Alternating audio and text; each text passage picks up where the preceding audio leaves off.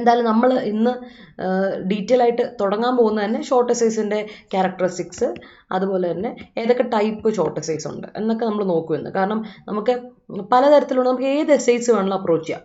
നമ്മളിപ്പോൾ ഒരു അക്കാഡമിക് ലെവലിൽ ഇരുന്ന എസ്സേ ആ ഒരു ടൈപ്പ് സാധനം തന്നെ നമുക്ക് ഇവിടെ എഴുതാം. നമ്മൾ ഈ IELTS എക്സാം ഒക്കെ എഴുതാൻ പോകുന്നവർക്ക്, IELTS എക്സാം എഴുതുന്നവർക്ക് ഒക്കെ എഴുതുന്ന ആ ഒരു ടൈപ്പ് സാധനം തന്നെ ഇവിടെ എഴുതാം. കാരണം ഇത് ഷോർട്ട് എസ്സേ ആണ്. അപ്പം ഇതിനെപ്പറ്റി നമ്മൾ ഡിസ്കസ് ചെയ്യുമ്പോൾ നമ്മൾ ബേസിക്കലി ചിന്തിക്കേണ്ട കുറച്ച് പോയിന്റേഴ്സ് എന്ന് പറഞ്ഞിട്ടുണ്ടെങ്കിൽ, essay as A general thing നമ്മൾ ചിന്തിക്കേണ്ടത് എസ്സേക്ക് എപ്പോഴും നമ്മുടെ ഒരു പെർസ്പെക്റ്റീവിൽ നിന്ന് നമ്മൾ എഴുതുന്ന ഒരു കാര്യമാണ്. ഇവിടെ എപ്പോഴും നമ്മുടെ പെർസ്പെക്റ്റീവാണ് നമ്മൾ കൊടുക്കുന്നത്, നമ്മുടെ വ്യൂ പോയിന്റ് അല്ലേ. എസ്സേക്ക് എപ്പോഴും എന്തായിരിക്കും നമ്മൾ കൊടുക്കുന്നത്, എഴുതുന്ന ആളിൻ്റെ വ്യൂ പോയിന്റ് ആണ്. അപ്പോൾ യോർ ഓൺ വ്യൂ പോയിന്റ് ആണ് എസ്സേ എപ്പോഴും നമ്മൾ നമ്മുടെ വ്യൂ പോയിന്റിലാണ് എഴുതുന്നത്. മാത്രമല്ല യോർ ഓൺ ഐഡിയാസ് ആണ് അല്ലേ, യോർ ഓൺ ഐഡിയാസ്.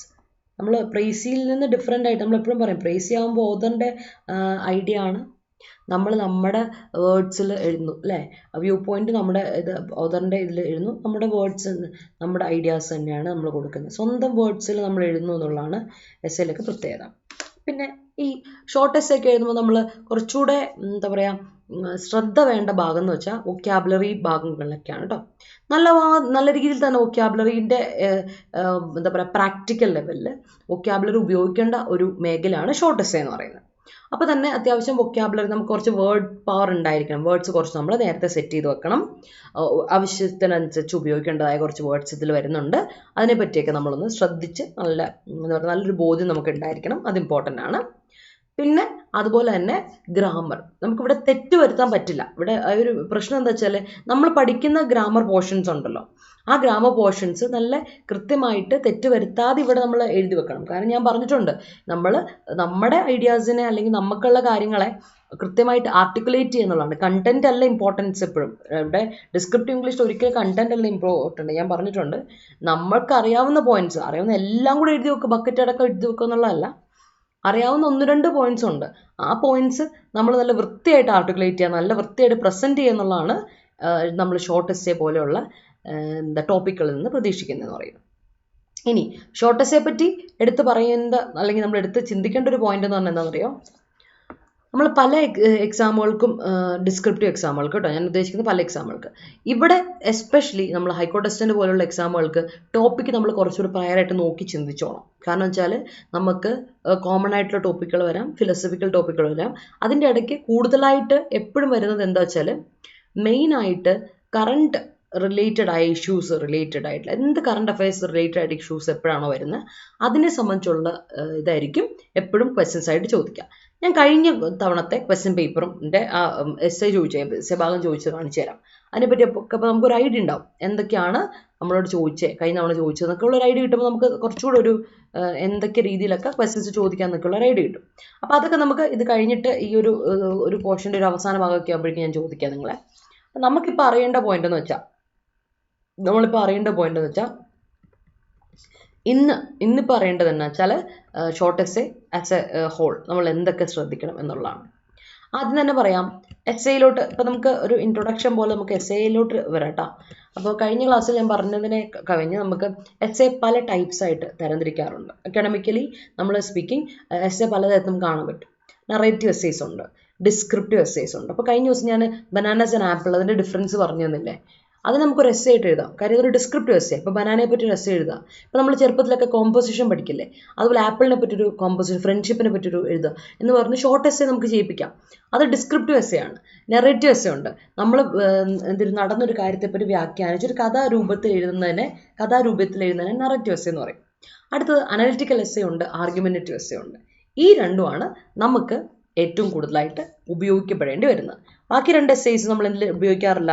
ഈ 2 എസ്സേസ് നമ്മൾ എന്തിൽ ഉപയോഗിക്കാറില്ല, നമ്മുടെ കോമ്പറ്റേറ്റീവ് എക്സാമുകൾക്ക് ഉപയോഗിക്കാറില്ല. നമ്മൾ ഉപയോഗിക്കുന്ന 2 തരത്തിലുള്ള എസ്സേയാണ് അനലിറ്റിക്കൽ എസ്സേയും ആർഗ്യുമെന്റേറ്റീവ് എസ്സേയും.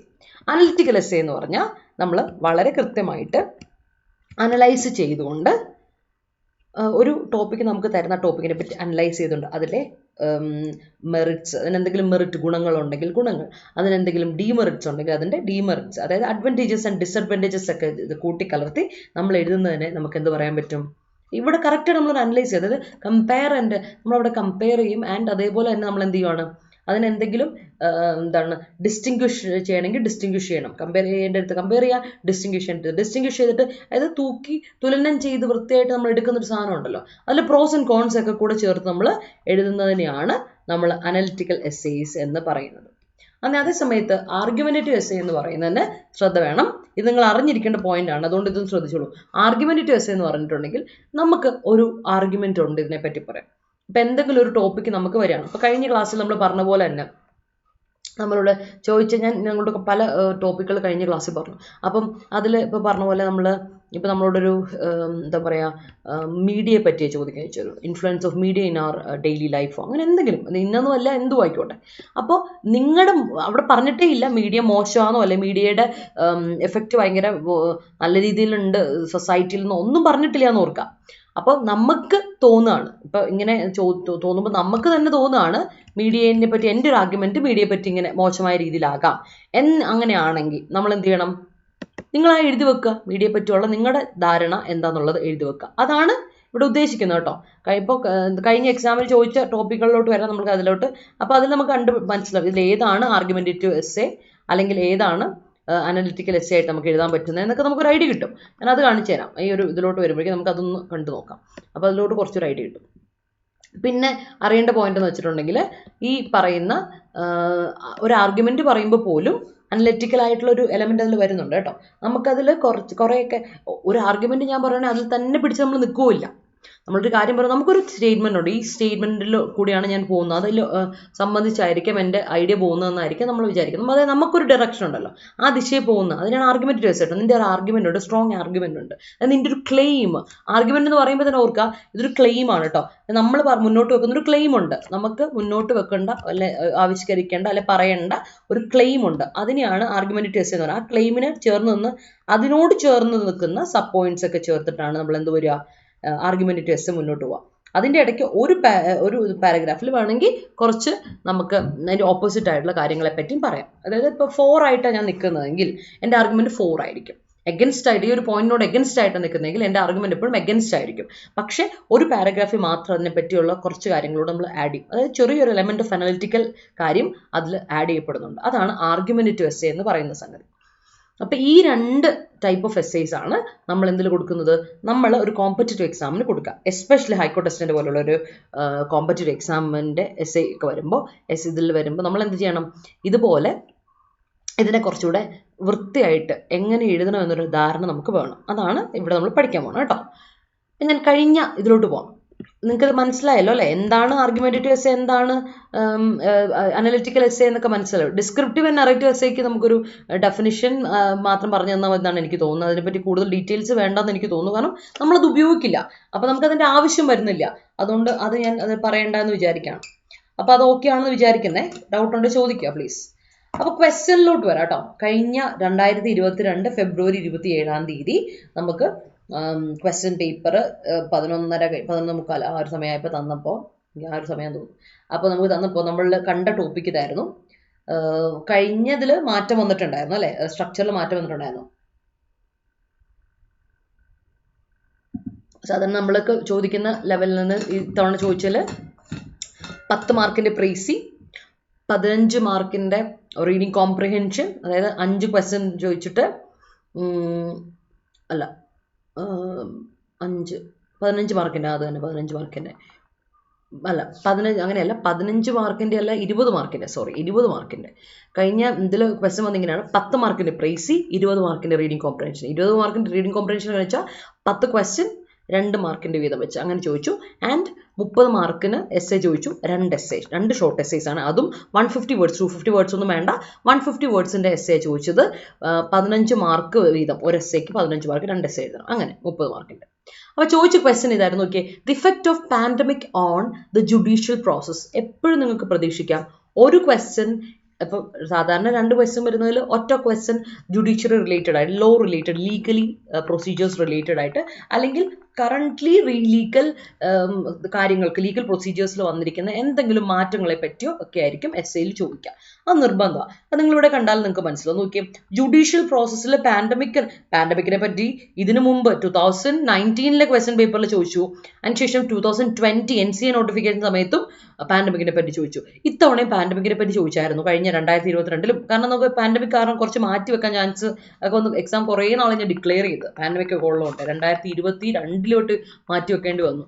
അതുകൊണ്ട് അല്ലെങ്കിൽ ശരിക്കും 2021 ഡിസംബറിൽ നടക്കേണ്ട എക്സാമാണ്. അപ്പം അങ്ങനെ മാറ്റിയൊക്കെ വെച്ചേണ്ടി വന്നത് ഫെബ്രുവരിയിലോട്ടൊക്കെ മാറ്റി വെക്കേണ്ടി വന്നത് ഇതുകൊണ്ട് തന്നെയാണ്, പാൻഡമിക് കാരണം. അതുകൊണ്ട് തന്നെ ഇവർ ചോദിച്ച ചോദ്യം പാൻഡമിക് ജുഡീഷ്യൽ പ്രോസസ്സിനെ എങ്ങനെ എഫക്ട് ചെയ്യുന്നു എന്നാ, അതായത് അതിൻ്റെ എഫക്റ്റ് എത്രമാത്രം, അതായത് എത്രമാത്രം അതിനെ ബാധിച്ചു എന്നുള്ള രീതിയിലാണ് ചോദിച്ചിരുന്നത്. അതുപോലെ തന്നെ ട്രയൽ ബൈ മീഡിയ എന്ന് പറയുന്നത് ജുഡീഷ്യൽ പ്രൊസീജിയറുമായിട്ട് റിലേറ്റ് ചെയ്തിട്ടൊരു ടോപ്പിക്കാണ്. അത് എന്താ പറയുക, കാലങ്ങളായിട്ട് നമ്മൾ കേട്ട് പഴകിയ ഒരു സാധനം തന്നെയാണ് ടോപ്പിക്ക്. ഇപ്പം നമ്മൾ വിമൻ എംപവർമെൻറ്റിനെ പറ്റി പറയുന്നത് പോലെ, അല്ലെങ്കിൽ കറപ്ഷൻ ഇൻ സൊസൈറ്റിയെ പറ്റി പറയുന്ന പോലെ, അല്ലെങ്കിൽ നമ്മുടെ നാട്ടിൽ നമ്മൾ മീഡിയയെ പറ്റി, സോഷ്യൽ മീഡിയയെ പറ്റിയോ അല്ലെങ്കിൽ മീഡിയയെ പറ്റി പറയുന്ന പോലെ ഉള്ള സംഗതിയാണ്. അതേപോലെ വേറൊരു ടോപ്പിക് ഉണ്ട്, കോമൺ ആയ ഒരു ടോപ്പിക്കാണ് hybrid learning. Trial by media എന്ന് പറയുന്നത് എന്താ വെച്ചാൽ, നമ്മൾ പറയില്ലേ പ്രസ്സിൽ എത്രമാത്രം ഇൻഫ്ലുവൻസ് ഉണ്ട്, പ്രസ്സിൻ്റെ ഇൻഫ്ലുവൻസ്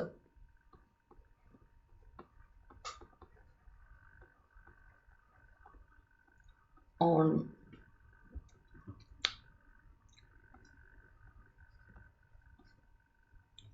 ലീഗൽ ഡിസിഷൻ. ഒരു ലീഗൽ ഡിസിഷൻ കൊടുക്കുമ്പോൾ അല്ലെങ്കിൽ എന്തെങ്കിലും ഒരു ക്രൈമ് നടക്കുമ്പോൾ ആ ക്രൈമിനൊരു സൊല്യൂഷൻ കണ്ടെത്തുന്നതിന് വേണ്ടിയിട്ട് നമ്മൾ പല സിനിമകളിലായിട്ട് കാണുന്നൊരു സംഗതിയാണ് അല്ലേ. എങ്ങനെയാണ് ആ ഒരു ട്രയൽ, ഇപ്പം കോടതി വിധി പറയുന്നതിന് മുമ്പ് തന്നെ അതിന് എത്രത്തോളം ലെവലിലോട്ടാണ് മീഡിയ കൊണ്ടുപോകുന്നത്, അത് എത്രമാത്രം ഇൻഫ്ലുവൻസ് ചെയ്യുന്നുണ്ട് ലീഗൽ ഡിസിഷനെ, അതിൻ്റെ ഒരു തീരുമാനത്തിന്. അപ്പോൾ ശരിക്കും ഇവിടെ ട്രയൽ ബൈ മീഡിയ എന്ന് പറയുമ്പോൾ ശരിക്കും നടക്കുന്നത് മീഡിയ ഈസ് പ്രോസിക്യൂട്ടിങ് എന്നുള്ള രീതിയിലാണ്. Media are പ്രോസിക്യൂട്ടിങ്.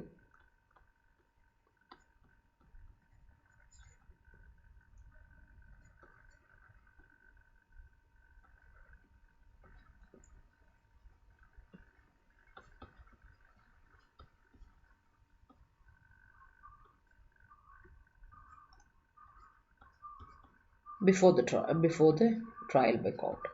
Trial by court എന്ന് പറയും, നമ്മൾ കോർട്ട് ട്രയൽ ചെയ്യുന്ന ഒരു സാധനത്തിന് പകരം അതിന് മുൻപേ മീഡിയ അങ്ങ് തീരുമാനം എടുക്കുകയാണ്, മീഡിയ അങ്ങ് പ്രോസിക്യൂട്ട് ചെയ്യും. പിന്നെ ഒരു പബ്ലിക് ഒപ്പീനിയൻ വരുന്നു, ഒരു ഫോറമൊക്കെ കണ്ടക്ട് ചെയ്യുന്നു, ആ ഫോറത്തിൻ്റെ ഇടയിൽ എല്ലാവരും കൂടി സംസാരിക്കുകയാണ്, ഒരു മീറ്റിംഗ് കണ്ടക്ട് ചെയ്യുക. ആ മീറ്റിങ്ങിൻ്റെ ഇടയിൽ വാദങ്ങളായി, ചർച്ചകളായി, ചാനൽ ചർച്ചകളായി, അവിടെ തന്നെ തീരുമാനിക്കുകയാണ് ഇയാളാണ് കുറ്റവാളി എന്നുള്ളതാണ്, കൾപ്രിറ്റ് ഇങ്ങനെയാണെന്ന് തീരുമാനിക്കുക. അതായത് കുറ്റവാളി എന്നുള്ള പറഞ്ഞിട്ട് പോലും ഇല്ല, ഡിസിഷൻ പ്രോസസ്സിൽ പൊയ്ക്കൊണ്ടിരിക്കുന്ന സമയത്ത് തന്നെ ഈ സംഗതി ഇവരങ്ങ് പ്രോസിക്യൂട്ട് ചെയ്തേക്കാണ്, കുറ്റം ചുമത്തിയേക്കാണ്. ആ ഒരു ലെവലിലോട്ട് വരുന്നത് ഞാൻ ട്രയൽ ബൈ മീഡിയ എന്ന് പറയുന്നത്. ഹൈബ്രിഡ് ലേണിങ്ങും ട്രയൽ ബൈ മീഡിയ കുറേ വർഷങ്ങളായിട്ടുള്ളൊരു ടോപ്പിക് തന്നെയാണ്, നമ്മൾ കുറേ കേട്ട് ഒരു കാര്യം തന്നെയാണ്.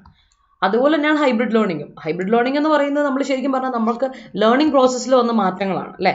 ഒരുപാട് അഡാപ്റ്റ് ചെയ്തു അല്ലേ, അതിൽ ഒരുപാട് പോസിറ്റീവ് എഫക്ട്സ് ഉണ്ട്. ഇത് നമുക്ക് അനലിറ്റിക്കൽ എസ്സേ നന്നായിട്ട് എഴുതാൻ പറ്റുന്നൊരു ടോപ്പിക്കാണ് ഹൈബ്രിഡ് ലേണിംഗ്. ഇനി ഇതിൽ ഏതെങ്കിലും ഒന്ന് മതി. ട്രയൽ ബൈ മീഡിയയെ പറ്റി അറിയുന്ന ആൾക്കാരാണെങ്കിൽ ഉറപ്പായിട്ടും effect of pandemic and judicial process and trial by media എഴുതിയാൽ മതി.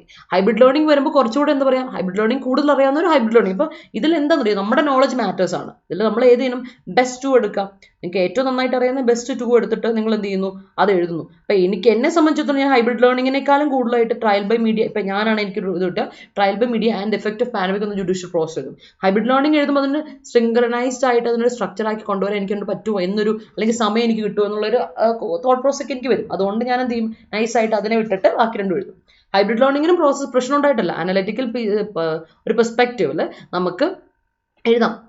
ലേണിംഗ് സിസ്റ്റത്തിൽ ഒന്ന് മാറ്റം. ഹൈബ്രിഡ് എന്ന് പറയുമ്പോൾ തന്നെ ആലോചിക്കുക, ഹൈബ്രിഡിൻ്റെ അർത്ഥം എന്താ, നമ്മുടെ നാട്ടിലുള്ളൊരു സംഗതിയല്ല, പുതുതായിട്ട് വരത്തനായിട്ട് വന്ന് നമ്മൾ നേറ്റീവ് ഇതിൻ്റെ കൂടെ വരത്തനായിട്ട് വന്ന കുറേ എലമെൻറ്റ്സ് എല്ലാം കൂടി. ഇപ്പോൾ ഫോർ എക്സാമ്പിൾ നമുക്ക് ഇന്ത്യൻ ട്രഡീഷൻ എടുക്കും. ഇന്ത്യൻ ട്രഡീഷൻ എന്ന് പറഞ്ഞാൽ India is A hybrid country എന്ന് പറയണം. ഇന്ത്യക്ക് തനതായ ഒരു എന്താ പറയുക കൾച്ചർ ഉണ്ടോ എന്ന് ചോദിച്ചാൽ ഇല്ല. കാര്യം നാനാത്വത്തിൽ ഏകത്വം ഉണ്ടെന്നൊക്കെ പറയും നമ്മൾ അല്ലേ. ഇന്ത്യ ഒരു ഹൈബ്രിഡ് കൺട്രിയാണ്. പലയിടത്ത് പോകുന്നുള്ള പല കാര്യങ്ങൾ. ഇപ്പോൾ നമ്മുടെ ഇന്ത്യയുടെ ഇതിൽ തന്നെ എടുക്കാം, നമുക്ക് ഇന്ത്യയെ പറ്റി പറയാനുള്ള ഒരുപാടുണ്ട്. ഇന്ത്യയിൽ നമ്മൾ പറയുകയാണെങ്കിൽ നമ്മുടെ ഇന്ത്യയുടെ ഫ്രീഡം സ്ട്രഗിൾ പോലും എടുക്കൂ, ഇന്ത്യയുടെ കോൺസ്റ്റിറ്റ്യൂഷൻ പലയിടത്തുനിന്നും നമ്മൾ കടമെടുത്തിട്ട് അവിടുന്ന് കിട്ടിയ കുറേ എലമെൻറ്റ്സ് കൂട്ടിച്ചെന്ന ഒരു ഹൈബ്രിഡ് ആയിട്ട് കോൺസ്റ്റിറ്റ്യൂഷനാണ് ഇന്ത്യയുടെ. അതുപോലെയാണ് ഇപ്പോഴത്തെ ലേണിംഗ് സിസ്റ്റം പലയിടത്തുനിന്നും വന്നൊരു ഹൈബ്രിഡ് പ്രോഡക്റ്റാണ്. അതിനെയാണ് ഹൈബ്രിഡ് ലേണിംഗ് എന്ന് പറയുക. അപ്പോൾ നമുക്ക് പറയുമ്പോൾ നമ്മുടെ എന്താ പറയുക അനലിറ്റിക്കലായിട്ടുള്ള കുട്ടികളുടെ വളർച്ചയ്ക്ക് വേണ്ടിയിട്ടുള്ള രീതിയിൽ അനലിറ്റിക്കലായിട്ട് പെർസ്പെക്റ്റീവ് ഇത് എഴുതാം. കാര്യം വന്നിരിക്കുന്ന പുതിയ സോഷ്യൽ മീഡിയയുടെ ഇൻഫ്ലുവൻസ്, ഓൺലൈൻ അക്കാഡമിക് ഇൻസ്റ്റിറ്റ്യൂഷൻസ്, അതുപോലെ തന്നെ സ്മാർട്ട് TV, അതുപോലെ സ്മാർട്ട് ലേണിംഗ് ആപ്സ്, അങ്ങനെയുള്ള കാര്യങ്ങളെല്ലാം ഹൈബ്രിഡ് ലേണിംഗിൽ പെടുന്ന കാര്യങ്ങളാണ്. കുട്ടികളെ കുറച്ചുകൂടെ എന്താ പറയുക പ്രാക്ടിക്കലി അഡാപ്റ്റഡ് ആക്കുക എന്നുള്ളത് ആൾക്കാണ് ഹൈബ്രിഡ് ലേണിംഗിലോട്ട് നമുക്ക് എടുക്കാൻ പറ്റുക. പാൻഡമിക് ഓൺ ജുഡീഷ്യൽ പ്രോസസ്സ് എന്ന് പറയുന്നതിൽ നമുക്ക് എന്തൊക്കെ മാറ്റങ്ങൾ വന്നിട്ടുണ്ട്. പാൻഡമിക് വന്നുകൊണ്ട് സ്റ്റക്കായി പോയ കേസുകൾ, കാര്യങ്ങളെപ്പറ്റി, മൂവ് ചെയ്യാതെ നടക്കുന്ന കാര്യങ്ങളെപ്പറ്റി, അങ്ങനെ ഒരുപാട് കാര്യങ്ങൾ നിങ്ങൾക്ക് എഴുതാം. അതാണ് ഇഫക്റ്റ് ഓഫ് പാൻഡമിക് എന്തൊക്കെ മേഖലയെ ബാധിച്ചു. പാൻഡമിക്കിനെ പറ്റി ചുറ്റുപറ്റി വരുന്ന കാര്യങ്ങളിൽ നമുക്ക് നമ്മുടെ നോർമൽ ലൈഫിനെ ബാധിച്ച് നോർമൽസിക്ക് മാറ്റം വന്നതിനെ പറ്റി എഴുതാം. എല്ലാവരെ പറ്റിയും എഴുതിയിട്ട് വേണം നമുക്ക് ഇതിലോട്ട് കൊണ്ടുപോകാം. അത് മൊത്തത്തിൽ സാധാരണക്കാർക്ക് വന്നിരിക്കുന്ന ജസ്റ്റിസ് ഡിലേ ആവുന്ന കേസുകൾ, അങ്ങനെയുള്ള കാര്യങ്ങളെല്ലാം നമുക്ക് ഈ പറയുന്ന പാൻഡമിക്കിൻ്റെ ഇഫക്റ്റ് ഓൺ പീപ്പിൾ അല്ലെ, ജുഡീഷ്യൽ പ്രോസസ്സിൽ പീപ്പിളിനെ എത്രമാത്രം അഫക്റ്റ് ചെയ്യുന്നു എന്നുള്ളത് നമുക്കിവിടെ ആഡ് ഓൺ ചെയ്യാവുന്ന കുറച്ച് കാര്യങ്ങളാണ്. ഇതാണ് ഈ കഴിഞ്ഞ എക്സാമിന് ചോദിച്ച ക്വസ്റ്റ്യൻസ് എന്ന് പറയുന്നത്.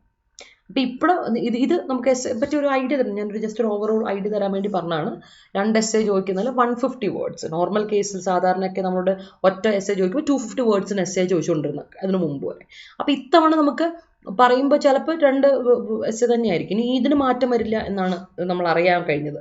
അപ്പോൾ ഇതുപോലെ തന്നെ 2 എസ്സേ തന്നെയായിരിക്കും വരുന്നത്. അതുകൊണ്ട് നമ്മൾ ഭയങ്കര പ്രിപ്പയർഡ് ആയിട്ടിരിക്കുക. 2 എസ്സേ എഴുതാനുണ്ട്. അതുപോലെ തന്നെ എനിക്ക് ഒരു പ്രൈസ് ചെയ്ത് തീർക്കാറുണ്ട്. 10 മാർക്ക് 10 ക്വസ്റ്റ്യൻസ്, 2 മാർക്കിന് വീതം 10 ക്വസ്റ്റ്യൻസ് എഴുതാനുണ്ട് റീഡിങ് കോമ്പ്രിഹെൻഷനിൽ. അപ്പോൾ ഇവിടെ മേജറായിട്ട് നമ്മുടെ ഐഡിയ പോകേണ്ടത് ടൈമാണ്. Time is very very important. ഇപ്പോൾ നമുക്ക് ടൈം മാനേജ് ചെയ്യാൻ പറ്റിയില്ലെങ്കിൽ ഇത്രയും കാര്യങ്ങൾ ഈ ഒരു ഇത് കൂടാതെ ഉള്ള ഇതുകൂടെ വരുമ്പോൾ നമുക്ക് 1 മണിക്കൂർ 1 അവറിനുള്ളിൽ ഇത്രയും കാര്യങ്ങൾ കംപ്ലീറ്റ് ചെയ്യണം എന്നുള്ളത് ഒരു ടാസ്ക്കാണ്, വലിയ ടാസ്ക് തന്നെയാണ്. അപ്പോൾ എത്ര നമ്മൾ പ്രിപ്പയർഡ് ആക്കുക, നമ്മുടെ റൈറ്റിംഗ് സ്പീഡ് കൂട്ടുക, വൊക്കാബുലറി കറക്റ്റായിട്ട് വേണ്ട അതിൽ ഉതകുന്ന രീതിയിൽ എഴുതാൻ പറ്റുക എന്നുള്ളതൊക്കെ ഒരു പറയില്ലേ നമ്മുടെ ഒരു ക്രിയേറ്റിവിറ്റിയിൽ പെടുന്ന ഒരു സംഗതിയാണ്. അതൊക്കെ കറക്റ്റായിട്ട് എഴുതി നമ്മളെ കണ്ട് ആർട്ടിക്കുലേറ്റ് ചെയ്യാൻ പറ്റുക, പ്രസൻറ്റ് ചെയ്യാൻ പറ്റുക. അത് ഞാൻ പറഞ്ഞ കണ്ടന്റ് അല്ല, നിങ്ങൾക്ക് ആർട്ടിക്കുലേറ്റ് ചെയ്യാൻ പറ്റുന്നുണ്ടോ, ആ സമയത്ത് 1 മണിക്കൂറിനുള്ളിൽ ചെയ്യാൻ പറ്റുന്നുണ്ടോ, അതാണ്. അപ്പോൾ ടൈമർ വെച്ച് തന്നെ നിങ്ങൾ പ്രാക്ടീസ് ചെയ്ത് പഠിക്കുക എന്നുള്ളത് ഭയങ്കര ഇമ്പോർട്ടൻ്റ് ആണ്. ഒന്ന് ശ്രദ്ധിച്ചോളൂ. ഇനി പോയിന്റ് നമുക്ക് ഓരോന്നായിട്ട് നോക്കാം. അപ്പോൾ ഇത് നമുക്ക് കഴിഞ്ഞ എസ്സേ പറ്റി ജസ്റ്റ് ഒന്ന് അനലൈസ് ചെയ്ത് തന്നുള്ളൂ. കഴിഞ്ഞ ഡിസ്ക്രിപ്റ്റീവ് പേപ്പറിനെ പറ്റി ഒരു ജസ്റ്റ് ഒരു, അതും ഷോർട്ട് എസ്സേ മാത്രം, അതിനെപ്പറ്റി ഞാൻ ജസ്റ്റ് ഒരു ഐഡിയ നിങ്ങൾക്ക് കൊണ്ടുതരുന്നു എന്ന് മാത്രമേ ഉള്ളൂ. ഇനി നമ്മൾ പഠിക്കാൻ പോകുന്ന short essay as A broader concept. നമുക്ക് ഷോർട്ട് എസ്സേയുടെ ഇൻട്രൊഡക്ഷനും ഷോർട്ട് എസ്സേ എന്താണെന്നും അതുപോലെ തന്നെ അതിൻ്റെ ഇൻട്രൊഡക്ഷനൊക്കെ ഞാൻ നിങ്ങൾക്കൊന്ന് പറഞ്ഞുതരാം ഡീറ്റെയിൽ ആയിട്ട്. അപ്പോൾ ഷോർട്ട് എസ്സേൻ്റെ മെയിൻ ഫോക്കസ് എന്ന് പറഞ്ഞാൽ നമുക്കൊരു ടോപ്പിക് ഇട്ട് കഴിയുമ്പോൾ ആ ടോപ്പിക്കിനെ പറ്റി ഒന്നും അറിയാതെ നമ്മൾ ആകെ ബ്ലാങ്ക് ആയി പോകും അല്ലേ. So you have to identify the topic എന്താണെന്ന് അറിയണം. അപ്പോൾ നമുക്ക് ആ ടോപ്പിക്ക് അതിനെ പറ്റി നമുക്ക് എന്തൊക്കെ ചോദ്യങ്ങൾ മനസ്സിൽ ചോദിക്കാം. ഒരു ടോപ്പിക് കിട്ടിക്കഴിഞ്ഞാൽ നമ്മുടെ മനസ്സിൽ വയ്ക്കാം, വാട്ട് എന്താണിത്, വൈ എന്തുകൊണ്ടാണിത്, ആൻഡ് ഹൗ എങ്ങനെയാണ്. അപ്പോൾ നമ്മൾ നോക്കുക വാട്ട്, വൈ ആൻഡ് ഹൗ ഒന്ന് ആലോചിച്ച് നോക്കുക. നമ്മളൊന്ന് ബാക്കോട്ട് കൊണ്ടാണ്. Effect of pandemic on judicial process. എന്താണ് ഈ ചോദ്യം? Effect of pandemic on the judicial process, അതായത് ലീഗൽ നടപടികളിൽ, ലീഗൽ പ്രോസസ്സുകളിൽ അല്ലെങ്കിൽ ജുഡീഷ്യറിയുടെ പ്രോസസ്സുകളിൽ പാൻഡമിക് കാരണം വന്ന എഫക്റ്റ്, എന്ത് ഇൻഫ്ലുവൻസ് ആണ് അതിന് വന്നത്, എന്തൊക്കെ ബാധിച്ചു എന്നുള്ളതാണ് ചോദിച്ചത്. ബാധകമായ കാര്യങ്ങളൊക്കെയാണ് എന്തൊക്കെയാണ് അത് ചോദിച്ചിരിക്കുന്നത്. That's what it is. ഇനി വൈ, എന്തുകൊണ്ടാണിത് ഇങ്ങനെ വന്നത്? പാൻഡമിക് വന്നതുകൊണ്ട് തന്നെ ലോക്ക്ഡൗൺ ആയിരുന്നു, പീപ്പിൾ ആർ ഇൻഫെക്റ്റഡ്, ഒരുപാട് ഇൻഫെക്റ്റഡ് ആയ ആൾക്കാർ. അപ്പോൾ അതൊരു ഹെൽത്ത് ഡിസാസ്റ്റർ ആയതുകൊണ്ട് തന്നെ, ഗ്ലോബൽ എഫക്റ്റഡ് ആയിട്ടുള്ള ഡിസാസ്റ്റർ ആയതുകൊണ്ട് തന്നെയാണ് എന്നൊക്കെ പറഞ്ഞ് നമുക്ക് എഴുതാം. ആൻഡ് ഹൗ, എങ്ങനെ എഫക്റ്റ് ചെയ്തു, അവിടെയാണ് നമ്മൾ നമ്മുടെ അനലിറ്റിക്കൽ ആയിട്ടുള്ള പെർസ്പെക്റ്റീവിൽ എങ്ങനെയൊക്കെ അഫക്റ്റ് ചെയ്യുന്നുള്ള പോയിന്റേഴ്സ് എഴുതി കൊടുക്കേണ്ടി വരുന്നത്. എപ്പോഴും ഷോർട്ടസ്റ്റ് എഴുതുമ്പോൾ നമുക്ക് കുറച്ച് കീ വേർഡ്സ് കയ്യിലുണ്ടായിരിക്കണം. ഞാനതാ പറഞ്ഞു വൊക്കാബുലറി കീ വേർഡ്സ് വേണമെന്ന് പറയാൻ കാരണം വെച്ചാൽ നമ്മൾ ഓരോന്ന് എഴുതുമ്പോഴും നമുക്ക് നമ്മുടെ വൊക്കാബുലറി ഭയങ്കര നമുക്ക് ക്ലിയർ ആയിരിക്കണം. എന്നാൽ ആ വൊക്കാബുലറി ഫോർമലായിട്ടുള്ള വൊക്കാബുലറി, നമ്മൾ വെറുതെ ഫ്രൈസൽ വേർബുകളോ അല്ലെങ്കിൽ നമുക്ക് എന്താ പറയുക കാഷ്വൽ വേർഡ്സ് ഒന്നും യൂസ് ചെയ്യാൻ പറ്റില്ല. നമ്മൾ നല്ല സ്ട്രോങ് വൊക്കാബുലറി, നല്ല അടിപൊളി വൊക്കാബുലറി എഴുതും. വലിയ കഷ്ടപ്പെട്ട് കോംപ്ലക്സ് വൊക്കാബുലറി ഒന്നും വേണ്ട. സിമ്പിൾ, ഞാൻ പറഞ്ഞല്ലോ സിമ്പിൾ വൊക്കാബുലറി മതി. പക്ഷെ കുറച്ചൊരു സ്റ്റാൻഡർഡൈസ്ഡ് ആയിട്ടുള്ള ക്ലാസിക് ആയിട്ടുള്ള കുറച്ചൊരു വൊക്കാബുലറീസ് എപ്പോഴും നമ്മൾ വൊക്കാബുലറി അല്ലെങ്കിൽ വേർഡ്സ് നമ്മുടെ കയ്യിൽ ഉണ്ടായിരിക്കണം എന്നുള്ളതാണ്. And put your thoughts in two words. നമുക്ക് ഒരുപാട് ആശയങ്ങൾ ഉണ്ടാവും അല്ലേ, ആ ആശയങ്ങൾ നമ്മൾ വേർഡ്സിലോട്ട് ഇടാണ്. അപ്പോൾ എന്താ ചെയ്യേണ്ടത് വെച്ചാൽ ഐഡിയാസ് നേരത്തെ നമ്മൾ ഓൾറെഡി വരില്ലേ, ഐഡിയാസ് എന്ത് ചെയ്യാണ്, ഐഡിയാസ് നേരത്തെ കളക്ട് ചെയ്ത് വെക്കുക അല്ലേ? കളക്റ്റഡ്, ഇപ്പം നമ്മൾ ഓർക്കേണ്ടതെന്ന് വെച്ചാൽ കളക്റ്റഡ് ഐഡിയാസിനെയാണ് നമ്മൾ എന്ത് ചെയ്യുന്നത്, ഞാൻ നേരത്തെ കളക്ട് ചെയ്യാൻ പറഞ്ഞിട്ടുണ്ട് ഐഡിയാസ്. ആ കളക്റ്റഡ് ഐഡിയാസിനെ നിങ്ങൾ എന്ത് ചെയ്യണം, സ്ട്രക്ചർ ആക്കിയിട്ട് എസ്സേ ആക്കി, എസ്സേ എന്നൊരു ഫോർമാറ്റിലോട്ട് മാറ്റുക. അവിടെയാണ് നമ്മൾ പറയുന്നത് എന്താ പറയുക, തോട്ട്സിനെ ആക്ഷൻ ആക്കി വേർഡ്സ് ആക്കി മാറ്റുക എന്ന് പറയാം, അല്ലേ?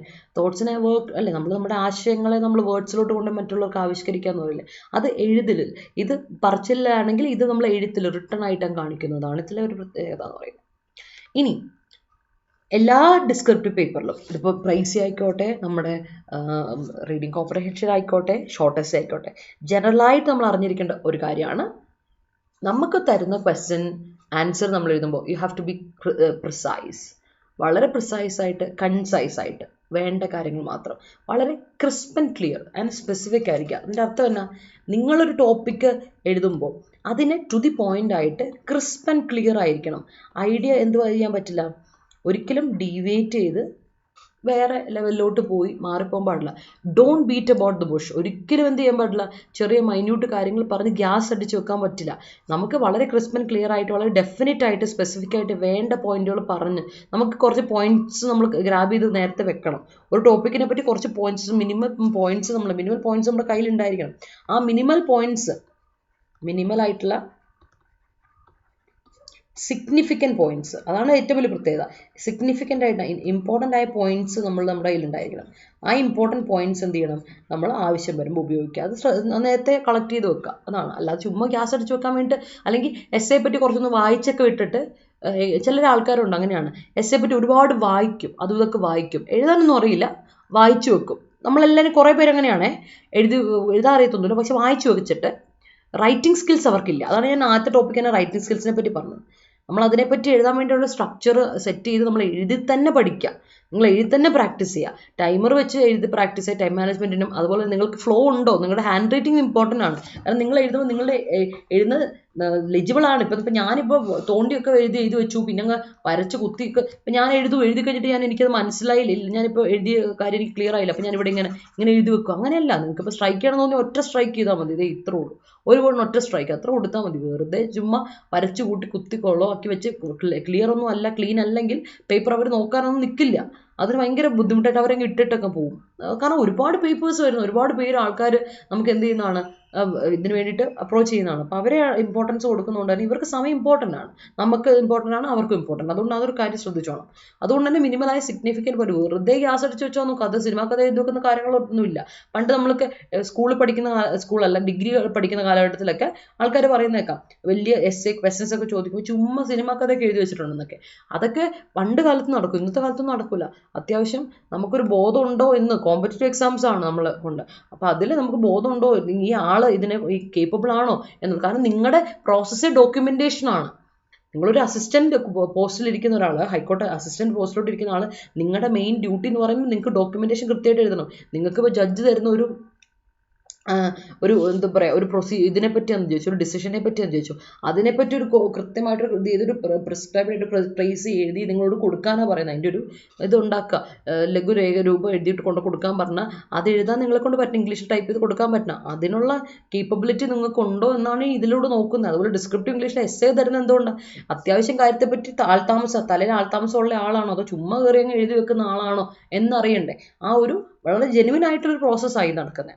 അപ്പോൾ അതിനുവേണ്ടി നിങ്ങൾ കേപ്പബിൾ ആണ്, നിങ്ങൾ കാണിച്ചു കൊടുക്കണം, അല്ലേ? നമുക്ക് കിട്ടുന്നൊരു ചാൻസ് ആണ്, we are capable and we are gonna prove that എന്ന് നമുക്ക് ഒരു ചാൻസ് ആണത്.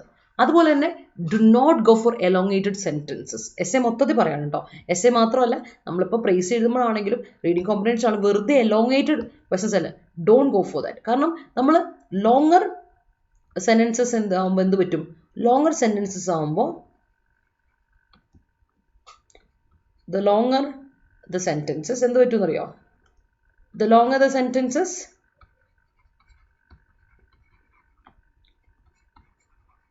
the more the errors, അല്ലേ?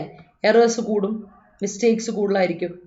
അതിലും ഭേദം എന്തായിരിക്കണം, അതിന് പകരം നമ്മൾ എന്ത് ചെയ്യണം, ഷോർട്ടർ ആയിട്ടുള്ള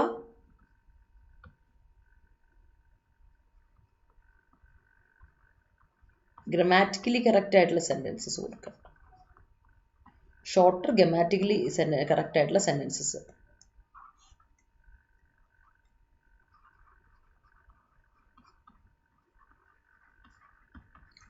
അതാണ് നമ്മൾ ശ്രദ്ധിക്കേണ്ടത് കേട്ടോ. ലോങ്ങർ സെൻറ്റൻസ് ആകുമ്പോൾ ഉറപ്പായിട്ടും എറർ കൂടും. അപ്പോൾ there is always room for improvement നമുക്ക് എല്ലാവർക്കും. അതുകൊണ്ട് തന്നെ നമ്മൾ കൂടുതലായിട്ട് ആ സമയത്ത് ആ ഒരു എക്സാം ഹോളിൽ പോയിരുന്നിട്ട് വലിയ കോംപ്ലിക്കേറ്റഡ് സെൻറ്റൻസുകൾ വേണ്ടി ഫോക്കസ് ചെയ്യുമ്പോൾ ആ പണി വാളും. പക്ഷേ നമുക്ക് ചെയ്യാൻ പറ്റുന്നൊരു കാര്യം എന്താണെന്നറിയാം, സെൻറ്റൻസുകളെ കുറച്ചുകൂടെ സ്ട്രക്ചർ ചെയ്തിട്ട് ഒന്ന് പരുവപ്പെടുത്തി എടുക്കാം. എങ്ങനെ ഉപയോഗിക്കാം? കോമ്പൗണ്ട് സെൻറ്റൻസുകളൊക്കെ ഉപയോഗിക്കാം. ഞാൻ കോമ്പൗണ്ട് സെൻറ്റൻസുകളൊക്കെ ഡീറ്റെയിൽ ആയിട്ട്, ഇപ്പം ബോഡിയിലോട്ടാണ് കൂടുതലായിട്ട് കോമ്പൗണ്ട് സെൻസ് ഉപയോഗിക്കേണ്ടി വരിക. അപ്പം ഞാനത് കോമ്പൗണ്ട് സെൻസ് അടുത്ത വീക്കിൽ നമ്മുടെ കൺജങ്ഷൻസ് കംപ്ലീറ്റ് ചെയ്തിട്ട് നമുക്ക് ടൈപ്സ് ഓഫ് സെൻറ്റൻസ് പഠിക്കും. കോമ്പൗണ്ട് സെൻറ്റൻസ് എന്തൊക്കെയാണെന്നൊരു ഡീറ്റെയിൽ ആയിട്ട് പറഞ്ഞുതരാം കേട്ടോ. ഇപ്പോൾ അറിഞ്ഞിരുന്നാൽ മതി. കോമ്പൗണ്ട് സെൻറ്റൻസസ് ഒക്കെ എസ്സേസിൽ ഉപയോഗിച്ച് നല്ല വൃത്തിയായിട്ട്, നല്ല എന്താ പറയുക, നല്ല എന്താ ഭയങ്കര അട്രാക്റ്റീവായിട്ട്, ഭയങ്കര ക്രിയേറ്റീവായിട്ട് നമുക്ക് എസ്സേസ് എഴുതാൻ പറ്റും. അതൊരു ഗുണമാണ്. അത് റൈറ്റിംഗ് ഒരു സ്കില്ല് തന്നെയാണ്. അത് നമുക്ക് വേണ്ടിയിട്ട് ഉപയോഗിക്കാൻ പറ്റുന്ന ഒരു ടൈപ്പ് ഓഫ് സെൻറ്റൻസ് ആണ് കോമ്പൗണ്ട് സെൻറ്റൻസ് എന്ന് പറയുന്നത്. വളരെ മിതമായിട്ടുള്ള സെൻറ്റൻസ് ആണ്. വളരെ സിമ്പിളായിട്ട് നമുക്ക് വളരെ ക്ലിയർ ആയിട്ട് കൺസൈസ് ആയിട്ട് വേണ്ട കാര്യങ്ങൾ പ്രസൻറ്റ് ചെയ്യാൻ പറ്റുന്ന ഒരു ടൈപ്പാണ് കോമ്പൗണ്ട് സെൻറ്റൻസ് എന്ന് പറയുന്നത്. ആൻഡ് അതുപോലെ തന്നെ നമുക്ക് കോമ്പൗണ്ട് സെൻറ്റൻസിലൂടെ തന്നെ നമുക്ക് ഉപയോഗിക്കാൻ പറ്റുന്നതാണ് ഇത് മറ്റേ എന്താ പറയുക, കോംപ്ലെക്സ് സെൻറ്റൻസസ്. കോംപ്ലിക്കേറ്റഡ് സെൻറ്റൻസസ് കൊടുക്കരുത്, കോംപ്ലെക്സ് സെൻറ്റൻസസ് നമുക്ക് ഉപയോഗിക്കാം. കോമ്പൗണ്ട് സെൻറ്റൻസ് അതുപോലെ തന്നെ കോംപ്ലെക്സ് സെൻറ്റൻസ് ഉപയോഗിക്കാം. കോമ്പൗണ്ട് ആൻഡ് കോംപ്ലെക്സ് സെൻറ്റൻസ് നമുക്ക് കൊടുക്കാം. പക്ഷേ നമ്മളൊരിക്കലും കോംപ്ലിക്കേറ്റഡ് ആയിട്ട്, അതായത് എലോങ്ങേറ്റഡ് ആയിട്ട് ഒരുപാട് വലിയ സെൻറ്റൻസുകളിലോട്ട് പോകാതെ compound and complicated sentences, complicated അല്ല, കോംപ്ലെക്സ് സെൻറ്റൻസസ് നമുക്ക് കൊടുക്കാം. ഈ ടൈപ്സ് ഓഫ് സെൻറ്റൻസസ് നമ്മൾ പഠിക്കും കേട്ടോ. പിന്നെ ഇപ്പം ഞാൻ കഴിഞ്ഞ ഇതിൽ പറഞ്ഞ പോലെ തന്നെ നിങ്ങൾ ചെയ്യേണ്ട കാര്യം റിസർച്ച് ചെയ്യുക അബൌട്ട് ദ ടോപ്പിക്സ്.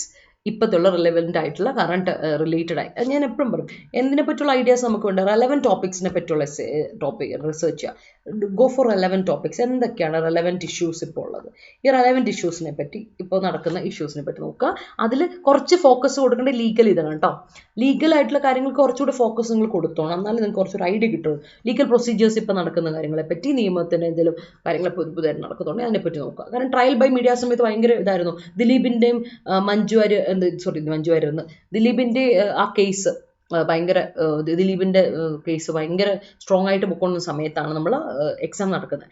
അതുകൊണ്ടാണ് ട്രയൽ ബൈ മീഡിയ എന്ന് പറയുന്ന ഒരു ടോപ്പിക് അവിടെ വന്നത് പോലും. അതുകൊണ്ട് ഇതുപോലെ റെലവൻ്റ് ആയ ഇഷ്യൂസും നന്നായി നോക്കുക, ലീഗൽ ടേമിൽ എസ്പെഷ്യലി. പിന്നെ try to mull over the topic. അതിൻ്റെ അർത്ഥം എന്നാ, മൾ ഓവർ ചെയ്യാന്ന് പറഞ്ഞാൽ എന്നാ, നമ്മൾ നന്നായിട്ട് അതിനെപ്പറ്റി ചിന്തിക്കാം, അല്ലേ? തിങ്ക് അബൌട്ട്, അതിനെപ്പറ്റി നന്നായി ചിന്തിക്കുക. എന്താ ചെയ്യേണ്ടത്, നിങ്ങൾ അതിനെപ്പറ്റി കണ്ടംപ്ലേറ്റ് ചെയ്യുക, നന്നായിട്ട് അതിനെപ്പറ്റി ചിന്തിക്കുക, കണ്ടംപ്ലേറ്റ് ചെയ്യുക, ചിന്തിക്കുക. അതാണ് പറയുന്നത്. നല്ല രീതിയിൽ അതിനെപ്പറ്റി ചിന്തിക്കുമ്പോൾ നമുക്ക് ഐഡിയ കിട്ടും. അപ്പോൾ എന്ത് കിട്ടും, നമുക്ക് ഡിഫറെൻറ്റ് പെർസ്പെക്റ്റീവ് കിട്ടും, അല്ലേ? നമുക്ക് പല വ്യൂസ് കിട്ടും. അപ്പോൾ ഇതിനെപ്പറ്റി നമ്മൾ വളരെയായിട്ട് ചിന്തിക്കുമ്പോൾ ഡിഫറെൻറ്റ് വ്യൂസ് കിട്ടും, അല്ലേ? View number 1, view number 2. അപ്പം ഇങ്ങനെ ഇതിനെപ്പറ്റി നമുക്ക് ഇന്ന വ്യൂവിൽ ഇതിനെ കണ്ടാൽ എന്താ, ഇന്ന വ്യൂവിൽ കണ്ടാൽ ഒരു 3 വ്യൂസ് എങ്കിലും മിനിമം നമുക്ക് കിട്ടും നമ്മൾ അതിനെപ്പറ്റി ചിന്തിക്കുമ്പോൾ. പിന്നെ നമ്മൾ ബ്രെയിൻ സ്റ്റോം ചെയ്തൊരു 4 or 5 ഇമ്പോർട്ടൻറ്റ് പോയിന്റ്, ഇതിനെപ്പറ്റി ഞാൻ എന്തൊക്കെ എഴുതാം. ഇപ്പോൾ ട്രയൽ ബൈ മീഡിയ എടുക്കാം. ട്രയൽ ബൈ മീഡിയയെ പറ്റി എന്തൊക്കെ പോയിന്റേഴ്സിന് എനിക്ക് ആഡ് ചെയ്യാം, ആ 5 പോയിന്റ്, 4 or 5 പോയിന്റുകൾ നിങ്ങൾ സെറ്റാക്കി നേരത്തെ വെക്കുക. പിന്നെ അത് റിലേറ്റഡ് സബ് പോയിന്റ്സ് വേണമെങ്കിൽ നിങ്ങൾക്ക് അതിൻ്റെ കൂടെ തന്നെ ആഡ് ചെയ്ത് നോക്കാം. എക്സാമ്പിൾസും കയ്യിലുണ്ടായിരിക്കണം കേട്ടോ. പോയിന്റ്സ് ഉണ്ടായിരിക്കണം. പിന്നെ എക്സാമ്പിൾസ് അതിനെ ഡിസ്ക്രൈബ് ചെയ്യാൻ വേണ്ടി, അതിനെ ഒതൻറ്റിക്കേറ്റ് ചെയ്യാൻ വേണ്ടി നമ്മൾ കൊടുക്കുകയാണ്. നമ്മൾ ചുമ്മാ ഗ്യാസ് അടിക്കുന്നതല്ല, ഇതിനെപ്പറ്റി എനിക്ക് നല്ല ഐഡിയ ഉണ്ട് എന്ന് കാണിക്കാൻ അതിൻ്റെ ഇത് കൊടുക്കണം. ഈ പോയിന്റ് കൊടുക്കുന്നതിനൊപ്പം, നമ്മൾ ഏതൊരു പോയിന്റ് ആഡ് ചെയ്യുന്നതിനൊപ്പം നമ്മൾ എന്ത് കൊടുക്കും, വേണ്ട ആവശ്യമുള്ള എവിഡൻസ് അല്ലെങ്കിൽ പ്രൂഫ് നമ്മൾ കൊടുക്കണം. അത് ഇമ്പോർട്ടൻ്റാണ്, അല്ലേ? വിത്ത് എവിഡൻസ് ആണ്, വിത്ത് എവിഡൻസ്, പ്രൂഫ് ഇല്ലാതെ പറ്റില്ല. അപ്പോൾ അതുകൊണ്ട് തന്നെ അതിന് ഇൻസ്റ്റൻസസ് അല്ലെങ്കിൽ എന്തെങ്കിലും സ്റ്റഡീസ്, എന്തെങ്കിലും പറ്റി സ്റ്റഡീസ് ഉണ്ടോ, സ്റ്റാറ്റിസ്റ്റിക്കൽ ആയിട്ടുള്ള എന്തെങ്കിലും ഡേറ്റ ഉണ്ടെങ്കിൽ അത് കൊടുക്കാം. ഓർ എന്തെങ്കിലും കേസ് നടക്കുകയാണ്, കേസിനെ പറ്റി കൊടുക്കാം. ഇനി അതും അല്ലെങ്കിൽ എന്തെങ്കിലും ഇങ്ങനെ ഇഷ്യൂസോ അതിനെപ്പറ്റി എന്തെങ്കിലുമൊക്കെ ഇപ്പം ഉണ്ടെങ്കിൽ നിങ്ങൾക്ക് അതിനെപ്പറ്റി കൊടുക്കാം. ബട്ട് നമ്മൾ പല ടോപ്പിക്കുകൾ വരുമ്പോഴേ നമുക്ക് അതിനെപ്പറ്റിയുള്ള എവിഡൻസ് കൊടുക്കാമെന്ന് പറയില്ലേ, അത് പ്രൂഫ്, എക്സാമ്പിൾ, അതാണ് കേട്ടോ ഉദ്ദേശിക്കുന്നത്. ആൻഡ് അപ്പോൾ നമുക്കൊരു ബേസിക് ആയിട്ട് ഐഡിയ കിട്ടും, ഒരു മൈൻഡ് ഡ്രാഫ്റ്റ് കിട്ടും. ഇതാണ് സംഗതി. ഞാൻ ആദ്യം ഇതിൽ എഴുതിയിട്ട് ഇന്ന പോയിന്റുകളൊക്കെ എഴുതുന്നു, അങ്ങനെ ഒരു ഐഡിയ നമുക്കുണ്ടാവും. അപ്പോൾ നമ്മൾ ആ ഒരു മൈൻഡ് ഡ്രാഫ്റ്റ് നമ്മുടെ മനസ്സിലുണ്ടായിരിക്കണം. ഈ കാര്യങ്ങൾ, ഇത്രയും കാര്യങ്ങൾ നമ്മൾ ചെയ്യുന്ന എപ്പോഴാണ്, എക്സാം ഹോൾ കയറുമ്പോഴല്ല. ഇത് പ്രയർ പ്രിപ്പറേഷന് പെടുന്ന സാധനം, അല്ലേ? ഇത് പ്രയർ ടു എക്സാം പ്രിപ്പറേഷൻ സമയത്ത് നടക്കുന്ന കാര്യം. ഇത് എന്തിൽ പെടുന്ന, പ്രയർ ടു എക്സാം പ്രിപ്പറേഷൻ ആണ് കേട്ടോ. അപ്പോൾ പ്രിപ്പ് ചെയ്യുന്ന സമയത്ത് നമ്മൾ ചെയ്യേണ്ട കുറച്ച് കാര്യങ്ങളാണ് ഇതെന്ന് പറയുന്നത്. അല്ലാതെ എക്സാം ഹോളിൽ പോയിരുന്ന് ചെയ്യേണ്ട കാര്യമല്ല. എക്സാം ഹോളിൽ പോയി ചിന്തിക്കാൻ പോലൊരു സമയം കിട്ടില്ല നമുക്ക്. എങ്ങനെയാണ് ഐഡിയ കൊണ്ട് എഴുതണം എന്നുള്ള ഐഡിയ പോലും കിട്ടില്ല. ഒരു ടോപ്പിക് കൊണ്ട് ഈ ടോപ്പിക്കിനെ പറ്റി ഞാൻ നേരത്തെ ഡിസ്കസ് ചെയ്തിട്ടുണ്ട്, എഴുതിയിട്ടുണ്ട്, അതുകൊണ്ട് എനിക്കറിയാം എന്ന് വെച്ച് അങ്ങ് എഴുതാൻ തുടങ്ങുക. അത് മാത്രമായിട്ട് നമുക്കുള്ള സമയം കിട്ടുള്ളൂ അവിടെ ചെന്നാൽ.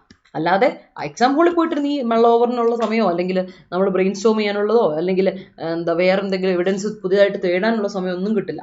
എക്സാം ഹോളിൽ നമ്മൾ ഏതാണ് നേരത്തെ പ്രിപ്പയർ ചെയ്ത് വെച്ച് പോയിന്റ്സ് ഒക്കെ നമുക്കൊന്ന് നോട്ട് ഡൗൺ ചെയ്ത് കൃത്യമായിട്ട് സ്ട്രക്ചർ ചെയ്ത് വെക്കാനുള്ള സമയം മാത്രമേ കിട്ടുള്ളൂ.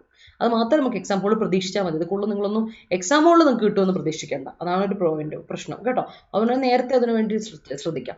ഇനി നമ്മൾ സ്ട്രക്ചർ തന്നെ ഒന്ന് വൃത്തിയാക്കി എഴുതിയാൽ നമ്മുടെ സ്ട്രക്ചർ സെറ്റ് ആണെങ്കിൽ എന്ത് ചെയ്യാൻ പറ്റും, നമുക്കവിടെ മാർക്ക് വീടും കേട്ടോ. ഇതെന്തിനൊക്കെയാണെന്നറിയോ, നമ്മുടെ പ്രസൻറ്റേഷന് ഓരോ വെയിറ്റേജ് ഉണ്ട്. അത് പ്രത്യേകിച്ച് അവർ പറയൊന്നുമില്ല ഇങ്ങനെ ഇതിന് ഇത്ര വെയിറ്റേജ് ഉണ്ട്, ഇന്നതിന് അത്ര വെയിറ്റേജ്, അതൊന്നും പറയില്ല കേട്ടോ. ആകെപ്പാടെ അറിയേണ്ട കാര്യത്തിലേ ഉള്ളൂ, ഒരു എസ്സേ എഴുതുമ്പോൾ ബേസിക് സ്ട്രക്ചർ നിങ്ങൾ അറിഞ്ഞിരിക്കണമല്ലോ. അപ്പോൾ എസ്സേയുടെ സ്ട്രക്ചർ ഇതാണ്. ഒരു ഇൻട്രൊഡക്ഷൻ ഉണ്ട്, അതിൻ്റെ ബോഡി ഉണ്ട്, ഒരു കൺക്ലൂഷൻ ഉണ്ട്. ഇതാണ് ബേസിക്കലി ഒരു എസ്സേയുടെ സ്ട്രക്ചർ എന്ന് പറയുന്നത് അല്ലേ. നമുക്കൊരു ഇൻട്രൊഡക്ഷൻ ഉണ്ട്, അതുപോലെ തന്നെ ബോഡി ഉണ്ട്, അത് കഴിഞ്ഞിട്ട് ഈ പറയുന്ന ഒരു കൺക്ലൂഷൻ ഉണ്ട്. അതിൽ നിങ്ങൾ ശ്രദ്ധിക്കേണ്ടത് എന്താ, നമ്മുടെ മെയിനായിട്ട് ഇൻട്രൊഡക്ഷനാണ് നമ്മുടെ മെയിൻ എന്ന് പറയുന്നത്. ബോഡിയൊക്കെ കൂടുതൽ കാര്യങ്ങൾ വരുന്നുണ്ട്, പക്ഷേ ബോഡിയേക്കാളും നമ്മൾ ഇമ്പോർട്ടൻസ് കൊടുക്കുന്ന ഇൻട്രൊഡക്ഷനാണ്. കാരണം ഇൻട്രൊഡക്ഷൻ നമ്മൾ ഹുക്ക്.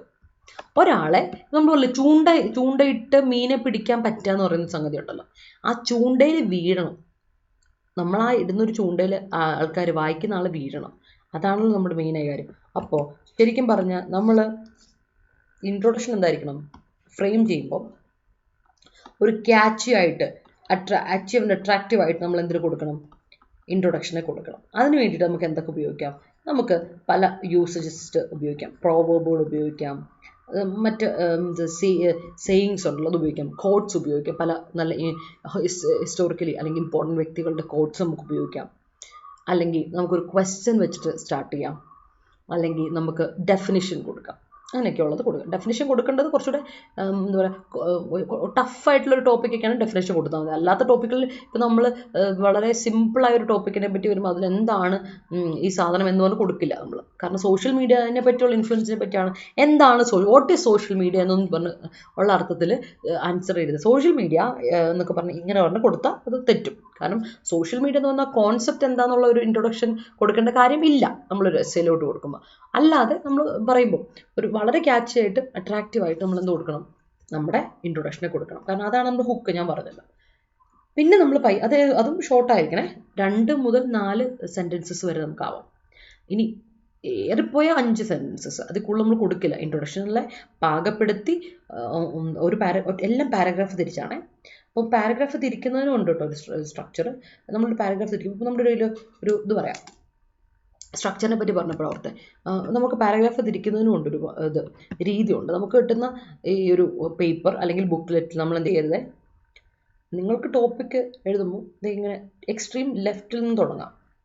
ദി ഇമ്പോർട്ടൻസ് ഓഫ് എന്നൊക്കെ പറഞ്ഞാൽ എന്തെങ്കിലും കൊടുക്കുമെന്ന് ചോദിച്ചാൽ ഞാനിങ്ങനെ ചുമ്മാ ഒരു ദി ഇമ്പോർട്ടൻസ് ഓഫ് ഇതെന്ന് പറഞ്ഞിട്ട് എന്തിനെ പറ്റി പറഞ്ഞ് അല്ലെങ്കിൽ എന്തെങ്കിലും കൊടുത്തു, അല്ലെങ്കിൽ ക്വസ്റ്റ് വെച്ചിട്ട് കൊടുക്കുന്നു. അങ്ങനെ ഇൻട്രൊഡക്ഷൻ ഞാൻ ഇവിടം വരെ എഴുതി.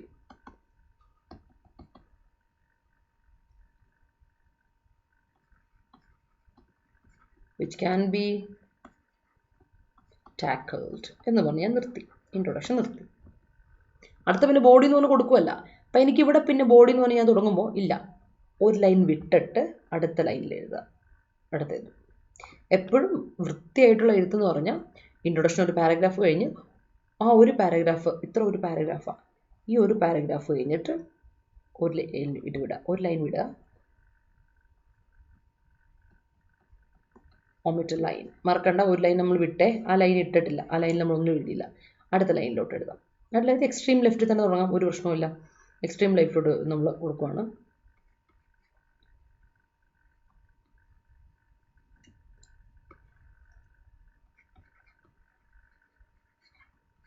മെനി പീപ്പിൾ ഒക്കെ പറഞ്ഞ് കൊടുക്കുന്നതുണ്ട്. ഇതൊക്കെ ഒരു ആവറേജ് ലെവലിൽ ഞാൻ എഴുതുന്നുള്ളൂ, ജസ്റ്റ് ഒന്ന് എക്സാമ്പിളിന് വേണ്ടി വിട്ട്.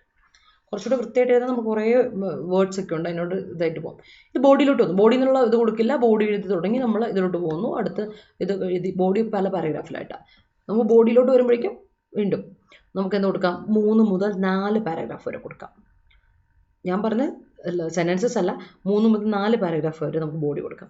ബോഡി നമ്മൾ കൊടുക്കുമ്പോൾ നമ്മൾ പറഞ്ഞ ഓരോ പാരഗ്രാഫിലും ഓരോ പോയിന്റ്സ് ആയിരിക്കണം. നമ്മൾ പറഞ്ഞില്ലേ 4 5 പോയിന്റ്സ് നമ്മുടെ കയ്യിൽ ഉണ്ടായിരിക്കണം. അപ്പോൾ ആർഗ്യുമെൻറ്റേറ്റീവ് എസ്സേ ആണെങ്കിൽ നമ്മുടെ മുമ്പിലുള്ള ആർഗ്യുമെൻ്റ്, ഓരോ ആർഗ്യുമെൻറ്റിനെ സപ്പോർട്ട് ചെയ്യുന്ന സബ് കാര്യങ്ങളാണ് നമ്മൾ കൊടുക്കണേ. അപ്പോൾ 4 ആർഗ്യുമെൻറ്റ് നമ്മുടെ കയ്യിലുണ്ട്, അല്ലെങ്കിൽ 3 ആർഗ്യുമെൻറ്റ് എൻ്റെ കയ്യിലുണ്ട്. പിന്നെ അവസാനത്തെ ഒരു സാധനം കൂടി ഞാൻ അനലിറ്റിക്കലായിട്ട് ഇന്ന കാര്യങ്ങളും കൂടി ഉണ്ട് എന്ന് പറഞ്ഞു വേണ്ടി, ഇപ്പോൾ ഡിമെറിറ്റ് ആണെങ്കിൽ ആ ഡിമെറിറ്റും കൂടി ചേർത്ത് എഴുതാനൊരു സാധനം ഉണ്ടാവും. അപ്പം 4 ഐഡിയാസ് ആയിരിക്കണം എന്തിലോട്ട് പോകുന്നത്, ബോഡിയിലോട്ട് പോകേണ്ടത്, 4 പാരഗ്രാഫിലും പോകേണ്ടത്. അതിൻ്റെ ഇടയിൽ തന്നെ സബ് ടോപ്പിക്സ് വരാം കേട്ടോ. അപ്പം നമ്മൾ കൊടുക്കുന്ന ഈ ടോപ്പിക്കിൻ്റെ സബ് പ്ലോട്ടുകളുണ്ടല്ലോ, നമ്മൾ പോലെ ഒരു സാധനത്തിൻ്റെ സബ് പ്ലോട്ടുകൾ പോലെ അല്ലെങ്കിൽ സബായിട്ടുള്ള ഐഡിയാസ് നമുക്ക് കൊടുക്കാം, അതൊന്നും പ്രശ്നമില്ല. ഈ ഓരോ ബോഡിയിൽ നമ്മൾ കൊടുക്കുന്ന പോയിന്റേഴ്സിനും വിത്ത് എക്സ്പ്ലനേഷനാണ്, അല്ലെങ്കിൽ വിത്ത് എവിഡൻസ്, വിത്ത് പ്രൂഫ് നമുക്ക് കൊടുക്കാൻ പറ്റുള്ളൂ. ഇവിടെ ഐഡിയാസ് വിത്ത് പ്രൂഫാണ്. നമ്മൾ എഴുതുന്ന ഓരോ ഐഡിയ നമ്മൾ പ്രസൻറ്റ് ചെയ്യുമ്പോഴും ആ ഐഡിയ വിത്ത് പ്രൂഫ് കൊടുക്കണം. ഐഡിയാസ് ആൻഡ് പ്രൂഫ്, അത് വളരെ ഇമ്പോർട്ടൻ്റ് ആണ് കേട്ടോ. ഐഡിയാസ് ആൻഡ് പ്രൂഫ്സ് അതും അത് കൊടുത്തില്ലെങ്കിൽ എന്ത് പറ്റില്ല, എസെൻഷ്യലായിട്ട് നമുക്ക് മാർക്ക് വീടില്ല. ചുമ്മാ കത്തി എഴുതുന്ന പോലെ ആവരുത്, അതും ഇമ്പോർട്ടൻ്റ്. പിന്നെ കൺക്ലൂഷനിലോട്ട് വരുമ്പോൾ, കൺക്ലൂഷൻ ഒറ്റ പാരഗ്രാഫ് എഴുതുള്ളൂ, അത് കൂടുതലൊന്നുമില്ല. കൺക്ലൂഷൻ ഒറ്റ പാരഗ്രാഫ്. ഇൻട്രൊഡക്ഷനും വളരെ ഷോർട്ട് ആയിരിക്കണം, കൺക്ലൂഷൻ ഷോർട്ട്. ഇത് രണ്ടും ഭയങ്കര എന്താ പറയുക, റെലവൻ്റ് ആണ്, ഏറ്റവും റെലവൻ്റ്. ഞാൻ പറയാം, കൺക്ലൂഷൻ എത്ര നല്ല വൃത്തിയാക്കി എഴുതുന്നു, ഇൻട്രൊഡക്ഷൻ എത്ര എഴുതുന്നു, വളരെ ക്രിസ്പ് ആയിരിക്കണം, വളരെ ബ്രീഫ് ആയിരിക്കണം, ക്രിസ്പൻ്റ് ആയിട്ടാണ് നമ്മളിത് കൊടുക്കുന്നത്, ഇത് രണ്ടിനെ കൊടുക്കുന്നത്. കൺക്ലൂഷൻ്റെ ഇതിനെ പാടില്ല. സോ കൺക്ലൂഷൻ നമ്മൾ എന്ത് ചെയ്യുന്നു, സമ്മപ്പ് ചെയ്യുന്നു, ജസ്റ്റ് സമ്മപ്പ്. ഒന്നും അതിൽ ആഡ് ചെയ്യാൻ പാടില്ല, ജസ്റ്റ് സമ്മപ്പ്. ആൻഡ് അത് നമുക്ക് എന്ത് കൊടുക്കാം, എന്തെങ്കിലും സജഷൻസ് ഒക്കെ ഉണ്ടെങ്കിൽ നമുക്കതിൽ ആഡ് ചെയ്ത് കൊടുക്കാം. ഇങ്ങനെയൊക്കെ പ്രശ്നങ്ങളൊക്കെ ഉള്ളപ്പോൾ ഇങ്ങനെ സജഷൻസ് ഒക്കെ ചെയ്താൽ നല്ലതാണെന്നുള്ള രീതി നമുക്കൊരു സജസ്റ്റീവായിട്ട് നമുക്ക് ഒരു എന്താ പോസിറ്റീവ് ആയിട്ട് നമുക്ക് എൻഡ് ചെയ്യാം എപ്പോഴും കൺക്ലൂഷനെ. അതാണ് എപ്പോഴും നല്ലത്, സജഷനൊക്കെ കൊടുത്ത് സമ്മപ്പ് ചെയ്യാം. പക്ഷെ ശ്രദ്ധിക്കണം, ഒരു പുതിയ ഐഡിയ നമ്മൾ നേരത്തെ പറഞ്ഞ 4 പോയിന്റ് അല്ലെങ്കിൽ 3 പോയിന്റ് കൂടാതെ ഒരു പോയിന്റ് പോലും നമ്മൾ പുതിയതായിട്ട് ഇൻക്ലൂഡ് ചെയ്യരുത് കൺക്ലൂഷനിൽ വരുമ്പോൾ. Conclusion is not a space to add something new അല്ല, ഇപ്പം പറഞ്ഞവയെല്ലാം കൂടെ ഒന്ന് സമ്മപ്പ് ചെയ്ത് ഒന്ന് ക്രോഡീകരിച്ച് ഒന്ന് ഇതാണ് എന്ന കാര്യം എന്ന് പറഞ്ഞൊന്ന് അവസാനിപ്പിക്കുന്ന ഭാഗമാണ് കൺക്ലൂഷൻ എന്ന് പറയുന്നത്. ബ്രീഫ് ആയിരിക്കണം. അതായത് ചിലരൊക്കെ എന്ന് വെച്ചാൽ ഇൻട്രൊഡക്ഷൻ ജസ്റ്റ് നോക്കും, കൺക്ലൂഷൻ നോക്കും, രണ്ട് സെറ്റാണോ എന്ന് നോക്കിയിട്ട് പിന്നെ ബോഡി വായിക്കുക. അങ്ങനെ വായിക്കുന്നവരും ഉണ്ട് നമ്മുടെ എന്താ പറയുക ഇവാലുവേറ്റ് ചെയ്യുന്നവർ. അപ്പോൾ അങ്ങനെയുള്ള കാര്യങ്ങളൊക്കെ നിങ്ങൾ ഭയങ്കര ശ്രദ്ധാലുക്കളായിരിക്കണം എന്ന് ഓർത്തോളൂ. അപ്പോൾ ക്യാച്ചി ആയിട്ടും വളരെ ക്രിസ്പായിട്ട് നമ്മളെ കൊണ്ട് എഴുതാൻ പറ്റണം ഇൻട്രൊഡക്ഷൻ ആൻഡ് കൺക്ലൂഷൻ റെസ്പെക്റ്റീവ്ലി. അത് ഭയങ്കര ഇമ്പോർട്ടൻ്റ് ആണ്. അത് ശ്രദ്ധിക്കുക. രണ്ടും ഓരോ പാരഗ്രാഫ് എഴുതാവുള്ളൂ, അത് കൂടുതൽ പോരുത്, അത് വൃത്തിയായിട്ട് ശ്രദ്ധിക്കുക. 4 സെൻറ്റൻസസ് കൂടുതൽ നോക്കണേ. ആ 150 വേർഡ്സ് എന്ന് പറയുമ്പോൾ അത് എപ്പോഴും മനസ്സിലുണ്ടായിരിക്കണം. ആകെ 150 വേർഡ്സേ ഉള്ളൂ, നീ ചുമ്മാ അങ്ങ് ഒരുപാട് സമയം എടുത്ത് കളയല്ലേ, എഴുതല്ലേ, ഇത്രേ ഉള്ളൂ എന്നുള്ളത് നമ്മുടെ മനസ്സിലുണ്ടായിരിക്കും. 150 വേർഡ്സ് അതൊന്ന് മനസ്സിനെ ഒന്ന് പറഞ്ഞ് പഠിപ്പിച്ച് ഇതാക്കി വെക്കാം. അപ്പോൾ പറഞ്ഞ കാര്യത്തിലോട്ട് ഐഡിയ കിട്ടിയെന്ന് വിചാരിക്കുന്നു. ഇനി ഒരു എസ്സേ എഴുതുമ്പോൾ ഞാൻ പറഞ്ഞു, ഇപ്പോൾ ആർഗ്യുമെൻറ്റേറ്റീവ് എസ്സേ ആണ് നമ്മൾ എഴുതുന്നതെങ്കിൽ, അല്ലെങ്കിൽ ആർഗ്യുമെൻറ്റേറ്റീവ് മാത്രമല്ല, നമ്മളിപ്പോൾ അനലിറ്റിക്കൽ എസ്സേ ആണ് എഴുതുന്നതെങ്കിലും നമുക്കറിയാം പെർസ്പെക്റ്റീവ് എന്ന് പറയുന്നത്, ഞാൻ ഒറ്റ പെർസ്പെക്റ്റീവ്, ഇപ്പോൾ ഓതറിൻ്റെ പെർസ്പെക്റ്റീവിൽ എഴുതുന്നത്, പ്രൈസിക്കാണ് ഓതറിൻ്റെ പെർസ്പെക്റ്റീവിൽ എഴുതുന്നത്. പക്ഷേ എസ്സേ വരുമ്പോൾ നമ്മൾ നമ്മുടെ പെർസ്പെക്റ്റീവിലല്ലേ, നമ്മളൊരു ഐഡിയ കൊണ്ടുപോയി കൊടുക്കുകയല്ലേ ചെയ്യുന്നത്. അപ്പോൾ അങ്ങനെ വരുമ്പോൾ നമ്മുടെ മനസ്സിലുണ്ടാവേണ്ട ഒരു കാര്യം എന്ന് വെച്ചാൽ മൾട്ടിപ്പിൾ പെർസ്പെക്റ്റീവ് ഉണ്ട്. നമ്മൾ എന്തുകൊണ്ട് ചിന്തിക്കണം, ഞാൻ മള്ളോവർ ചെയ്യുക അല്ലേ, തിങ്ക് അബൌട്ട് ഇറ്റ് എന്ന് പറയുന്നത്, കണ്ടംപ്ലേറ്റ് എന്ന് പറയാൻ കാരണം വെച്ചാൽ അതിനെപ്പറ്റി നമ്മൾ ചിന്തിക്കുമ്പോൾ നമുക്ക് പല പെർസ്പെക്റ്റീവ് കിട്ടും. ഇപ്പം സോഷ്യൽ മീഡിയയെ പറ്റി പറയുമ്പോൾ എനിക്ക് സോഷ്യൽ മീഡിയയുടെ പല കാര്യങ്ങൾ ചിന്തിക്കാം. പോസിറ്റീവ് ആസ്പെക്ട്സ് ഉണ്ടാവും, നെഗറ്റീവ് ആസ്പെക്ട്സ് ഉണ്ടാവും, അതിനെപ്പറ്റി പല പെർസ്പെക്റ്റീവ് ഉണ്ടാവും. പക്ഷേ ഒട്ടും സെൻസിറ്റീവ്, ഇപ്പോൾ റിലിജനോ അല്ലെങ്കിൽ അങ്ങനെ എന്തെങ്കിലും കാര്യങ്ങളെ പറ്റി വളരെ സെൻസിറ്റീവായ ഇഷ്യൂസാണ്, പൊളിറ്റിക്കൽ ഇഷ്യൂസ് ആൻഡ് റിലിജൻ, അതൊക്കെ നമ്മൾ തൊടുമ്പോൾ ഭയങ്കര പ്രശ്നമാണ്, തൊട്ടാൽ പൊള്ളുന്ന ഇഷ്യൂ. അപ്പോൾ അതുകൊണ്ട് തന്നെ വായിക്കുന്ന ആൾ ചിലപ്പം, അതായത് നിങ്ങൾ എഴുതിയിട്ട് എസ്സേ വായിക്കുന്ന ആൾ ചിലപ്പോൾ എന്താവും, പൊളിറ്റിക്കലി വേറൊരു ചിന്താഗതിയുള്ള ആളാണെങ്കിൽ അല്ലെങ്കിൽ റിലിജനെ പറ്റിയൊക്കെയാണെങ്കിൽ അത് പ്രശ്നമാണ്. അതുകൊണ്ട് തന്നെ നമ്മളെപ്പോഴും ഡിപ്ലോമാറ്റിക് അപ്രോച്ചിലായിരിക്കണം, അവിടെയും ഇവിടെയും പ്രശ്നം ഉണ്ടാക്കാത്ത രീതിയിൽ, അല്ലേ, ഇലയ്ക്കും മുള്ളിനും കേടില്ലാത്ത രീതിയിലായിരിക്കണം നമ്മൾ എന്ത് കൊടുക്കുന്നത്, എസ്സേ എഴുതി കൺക്ലൂഡ് ചെയ്യേണ്ടത്. അതുകൊണ്ട് തന്നെ ഒരു ഡിപ്ലോമാറ്റിക് അപ്രോച്ച്, ഇതൊക്കെ ഞാൻ പറയുന്നത് അറിഞ്ഞിരിക്കേണ്ട കുറച്ച്. നമ്മൾ ഓരോന്നായിട്ട് ഇൻട്രൊഡക്ഷൻ ചെയ്യുന്നതും നമ്മൾ ബോഡി ചെയ്യുന്നതും അതുപോലെ തന്നെ കൺക്ലൂഷൻ ചെയ്യുന്നതൊക്കെ ഞാൻ കൃത്യമായിട്ട് പറഞ്ഞു തരാം കേട്ടോ. അത് നമുക്കൊരു ഐഡിയ നിങ്ങൾക്ക് കൃത്യമായിട്ട് പറഞ്ഞുതരാം, ഓരോ എസ്സേ പറഞ്ഞു തന്നിട്ട് നമുക്ക് ടോപ്പിക്കുകളെ പറ്റി റിലേറ്റ് ചെയ്ത് കൊണ്ടുപോകാം. അപ്പം മൾട്ടിപ്പിൾ പെർസ്പെക്റ്റീവ് കൊണ്ടുപോകണം, ഡിപ്ലോമാറ്റിക് ആയിട്ട് അവിടെ ഇവിടെയും പ്രശ്നമില്ലാത്ത രീതിയിൽ കൊണ്ടുപോകണം. പിന്നെ ഗ്യാസ് അടിച്ച് വെക്കാൻ പറ്റില്ല, it must B rich in content rich ആയിരിക്കണം. ഞാൻ പറയുന്നത് കണ്ടന്റിന് ഇവാലുവേറ്റ് ചെയ്യുന്നതൊന്നല്ല കേട്ടോ. നിങ്ങൾക്ക് ഒരു പോയിന്റ് ഉണ്ടെങ്കിൽ ഒരു പോയിന്റ് മതി, ആ ഒരു പോയിന്റ് വൃത്തിയായിട്ട് എഴുതാൻ പറ്റണം. അല്ലാതെ പോയിന്റ് ഇല്ലാതെ വെറുതെ ഒരു കാര്യമില്ലാതെ എന്തൊക്കെയോ വലിച്ചു വാരി ജനറലായിട്ട് ഒരു ജനറലൈസേഷനിൽ ഇങ്ങനെ വലിച്ചു വാരി എഴുതുന്ന ആൾക്കാരുണ്ടല്ലോ, അത് പറ്റില്ല എന്നാണ് ഉദ്ദേശിക്കുന്നത്. വെൽ സ്ട്രക്ചേർഡ് ആയിരിക്കണം. സ്ട്രക്ചർ നമ്മൾ ഓൾറെഡി പറഞ്ഞു. അതിൻ്റെ വെൽ സ്ട്രക്ചേർഡ് ആയിട്ട് അതിന് ഇൻട്രൊഡക്ഷൻ, ബോഡി ആൻഡ് കൺക്ലൂഷൻ ആ മാനറിൽ കൊണ്ടുപോകണം. പാരഗ്രാഫ് തിരിച്ച് ഗ്യാപ്പ് ഇട്ട് ഒരു പാരഗ്രാഫ് അടുത്ത പാരഗ്രാഫ് പോകുമ്പോൾ ഒരു ലൈൻ ഒമിറ്റ് ചെയ്യുക, ഒരു ലൈൻ വിട്ടിട്ടേ എഴുതാവുള്ളൂ. അങ്ങനെയുള്ള കാര്യങ്ങളൊക്കെ ശ്രദ്ധിക്കുക. And master of content, structure, style.